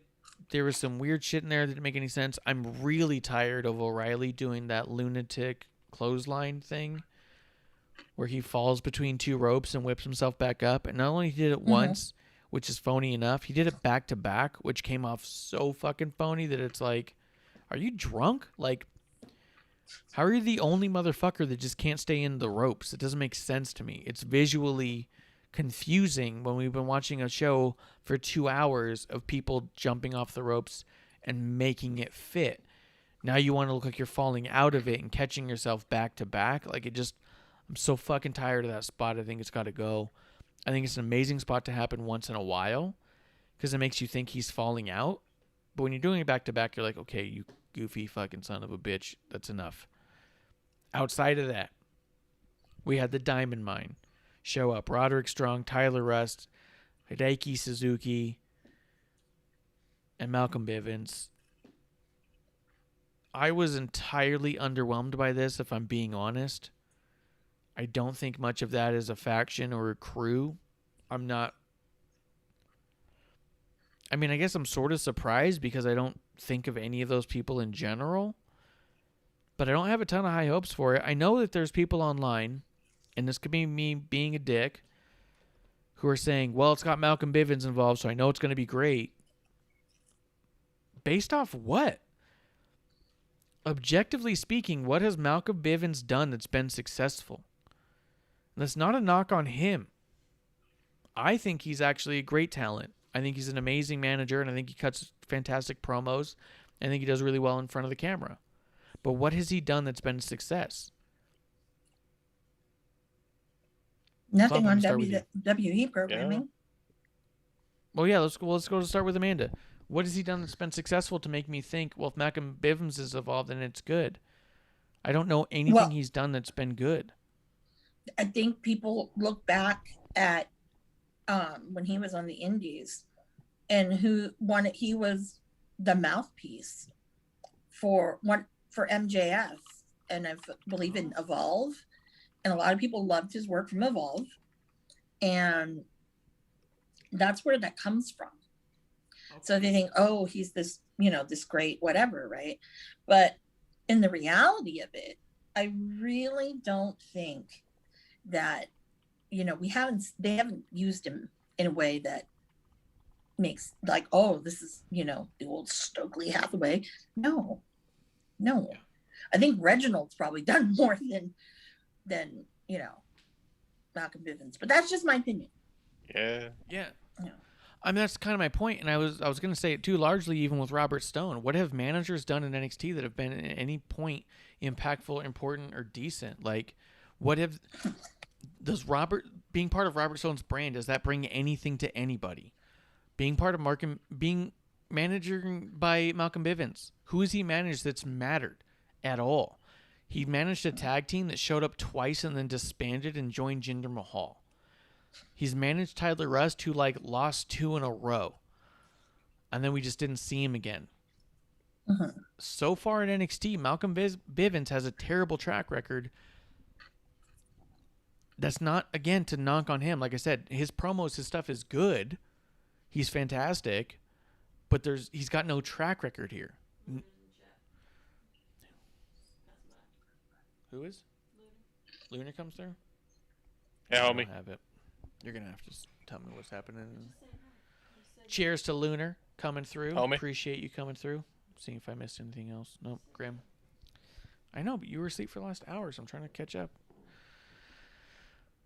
Fight. Cheers to Lunar. Appreciate you coming through. Klump, am I missing anything? Is Malcolm Bivens being a part of the Diamond Mine with Roderick Strong, Tyler Rust, and Suzuki an indication that this is going to be great? Not fucking at all. I was just like, okay, this seems silly and dumb. Like I don't like Roderick Strong. I certainly don't like him in this.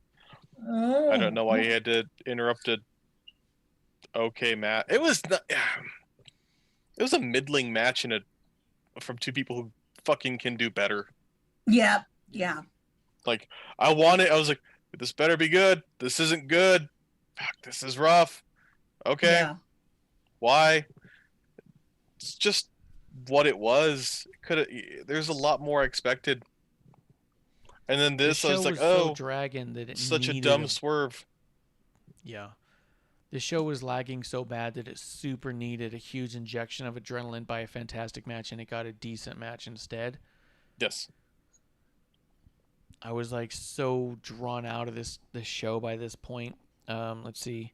Lunar says, I didn't think it'd get any more disappointing than Tess debuting, but here we are. So I don't think Lunar's anticipating a Tessa Blanchard return at any point. And here's the deal, is I think that all 4 people involved, Malcolm, Tyler, Roddy, and Suzuki, I think they're all tremendous talent. But there's nothing about seeing them together that makes me think, oh shit, here we go. You know what I mean? I see them and I go, oh, I guess this is the new team. And it appears that they have a manager of sorts. But no one here has done anything largely spectacularly successful. Arguably, you could say Roderick Strong was along for the ride in the Undisputed Era storyline that was going to be happening with or without him. I'm not saying I don't think he was an important part, but I'm saying that you could probably delete him from that story and it would have played out close to the same. If Bobby Fish didn't get injured, I don't think you would have seen a difference with or without Roddy Strong. I don't think that he played a massive role in this. I think Roderick Strong is incredible, and I was hoping he was going to go to the main roster before he even joined Undisputed Era. If I'm being honest, I think he's so good. I'm a huge Roddy fan.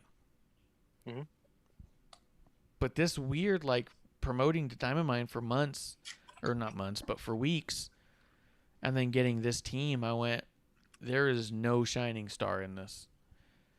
This could have just showed up and said, we're at a Diamond Mine, and it would have felt the same. I didn't need preparation for this one. I agree with that. I think that it was a letdown because of the vignettes, I think is where I'm going. Yeah. If they had just showed up, and Malcolm Bivens would have looked into the camera at the end and said, "We are the Diamond Mine, and things are about to change," I'd have been like, "Shit, this Maybe. is a fucking new crew." Yeah. But after weeks of anticipation and vignettes, I'm all like, "Oh, that's who you were talking about?" I'm like, okay. Yeah. And to be honest, I kind of forgot about Diamond Mine for a little bit. To be honest. And then as A lot of their oh yeah. That was my reaction. But my a lot of their other commercials blended in with other commercials, and that was the problem. Hulu cut them out completely because they couldn't tell the difference between that and a commercial. But then the other thing I got out of it too was I'm like, oh, Roddy's still wrestling. I was getting worried about Roddy. I love Roddy. I was wondering where he was going to pop up next, and then this is it. So yeah, but you know what? I was really hoping for main roster, but you know. Yeah, me too. Yeah. Me too. I was kind of deflated by the fact it was Roddy, not because I don't like Roddy, but because I was really hoping for something more for Roddy than NXT. I don't think NXT is the end-all be-all of wrestling, and when I saw Roddy come back, I went, oh. Yeah. Thought it'd be really cool if he showed up somewhere else. Yeah, only because I think when I think of Roddy, I think of a lot of some really great matches that he's had with some people that are on the roster right now, the main rosters. And I'm like, wow, if you have that, and then you have the other elements of, just seeing, what he can do would be amazing. So, yeah, I don't know. I got you. Yeah. I think we're all kind of on board here on the main event. This was kind of an underwhelming NXT, to be honest. I don't think any of us were really all that impressed by it, and it's weird to say that this week I actually thought Raw was a much better show than NXT. I was much more enthralled by what was happening there, and I know that it's really cool. Go ahead. Dynamite was probably a little bit, not much, but just a little bit better. Maybe so. Cage match and all. Could be. And I know it's super hip and cool to say Raw is the worst show in the world, but to be honest, I've been really enjoying it the last couple of weeks.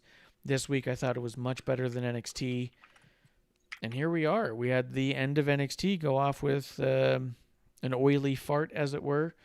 Klump, any final thoughts on NXT? Not on my end. I think I'm good. Amanda, any final thoughts on NXT? I'm good, but the only thing that I'm perplexed by is, doesn't it seem like it's really quick into another quote unquote pay-per-view? When's the takeover supposed to happen? 4th of July weekend, next weekend. And yes, I will say that seems a bit quick because it could be 9 know what days. matches you're gonna pop there that's gonna make me give a shit. You know what I mean? I think it's quick because I can't think of anything that's gonna be there that could be there that would make me go, oh shit, I'm super excited for this. It honestly sounds like we're gonna get a main event of Karrion Kross versus Gargano, which I couldn't give two shits less about. And what are you gonna get? Another rematch between Cameron Grimes and LA Knight? I'd be interested in that, but that's not gonna be your main event. If it was your main event, I'd be like, well, maybe we're going to get something incredible. They already did a ladder match. What do you do after a ladder match? A regular match? You know what I mean? They should do a Rolls Royce match. First person to run the other person over with a car. Oh, they can do that thing, with Street Fighter, that level, the bonus level, when you smash the car. Yeah. Anyway. Street Fighter match. Mm-hmm. Yeah, so I don't know. I mean, I agree with you. Now that you say it's going to be happening then, that is way too soon because there's no build-up here that I'm ready for. Yeah. You know what I mean? And I don't see you doing that in 1 week. I don't see next week being the one that I go, oh, all of this stuff's come to a head. Definitely need big matches. We already know we're getting Adam Cole and O'Reilly again in a standard match, even though they've had 4 matches before, and one of them was a street fight. Or unsanctioned. We know we're getting a rematch of Cameron and LA Knight. And we know we're getting Karrion Kross and Gargano. I only care about one of those matches. I think we're getting MSK versus Toothless Timmy and Ciampa. That'll be a match. That'll be the match of the night. Now that's That's the only the thing one. that excited me this week was seeing that next week they're Yep. going to talk. So I'm like, fun. Yep, and then they're doing that Great American Bash. But the pay-per-view, that's the weekly, right? Great American Bash isn't an actual pay-per-view on like a weekend. It's just a renaming of the Wednesday show. Is it? Oh, Yeah. Underwhelmed again. I like when they have a new fresh set. Klump, is there anything we're missing you want to throw out there? I think I'm good. Amanda, anything else you thought we should be mentioning before we wrap it up? Yeah. I implore you all to watch the Hangman Will Hobbs match, not just because there's going to be more of the Ricky Starks Brian Cage drama, but Yeah. I mean, just because he's improved so much, and for him to get a caliber level of someone like a Hangman to wrestle, it's pretty fucking badass. I'll say that. That's coming up this week, though. It hasn't happened, right? That's Saturday. We have two Yeah, episodes Saturday. this week of AEW Dynamite. We get Saturday and then we get Wednesday. So guess Oh. what, folk? Double A up. lot of AEW talk because that's almost 14 hours of fucking wrestling. That's Or a bit whatever. much. Yeah, it's a lot. But Ugh.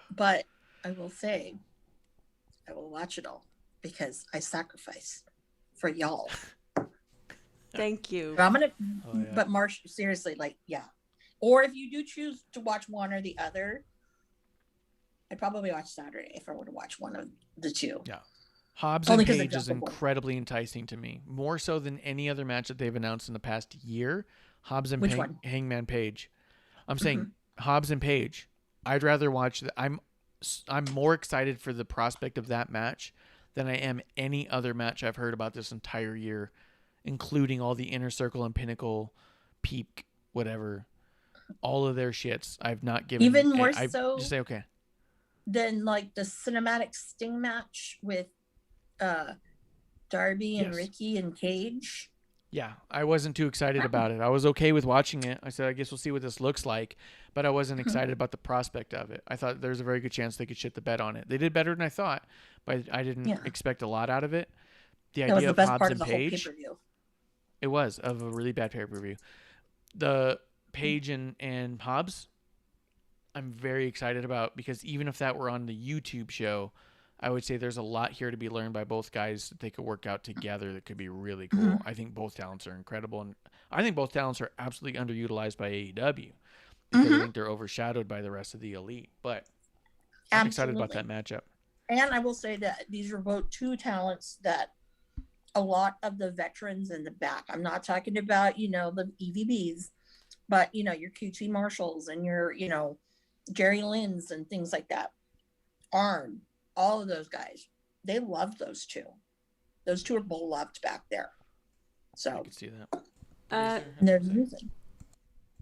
I missed in the chat, but a while ago Mika had said that he liked Bivens. He liked that Bivens didn't grab the mic though, and the audio was picked up by cameras. Felt like it was authentic at least. Oh, 100%. Yeah, when Bivens yelled into the camera where the Diamond Mine or whatever, perfect.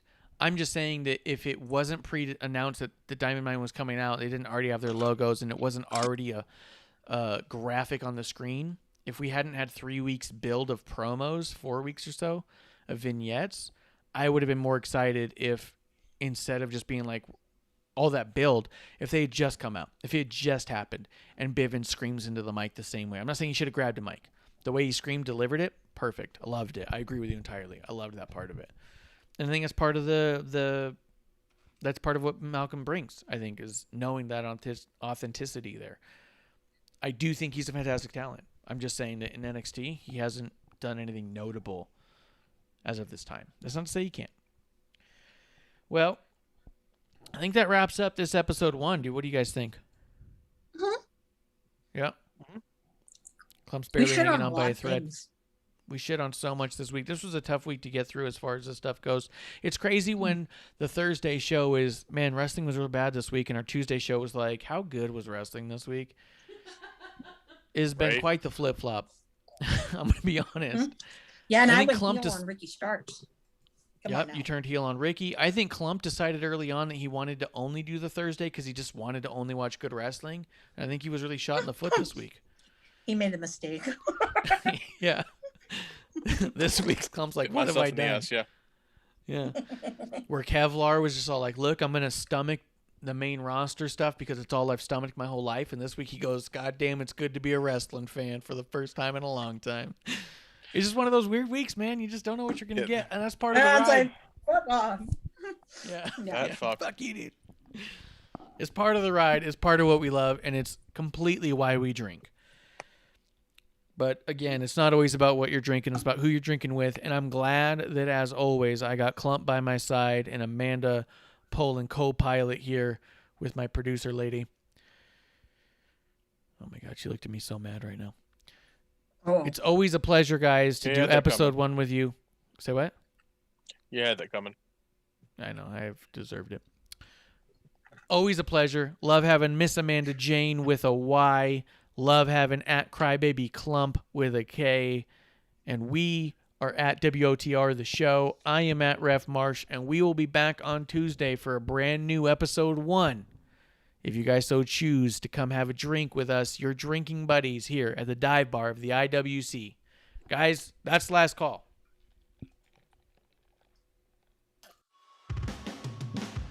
Hey, producer lady here. Thanks for tuning in.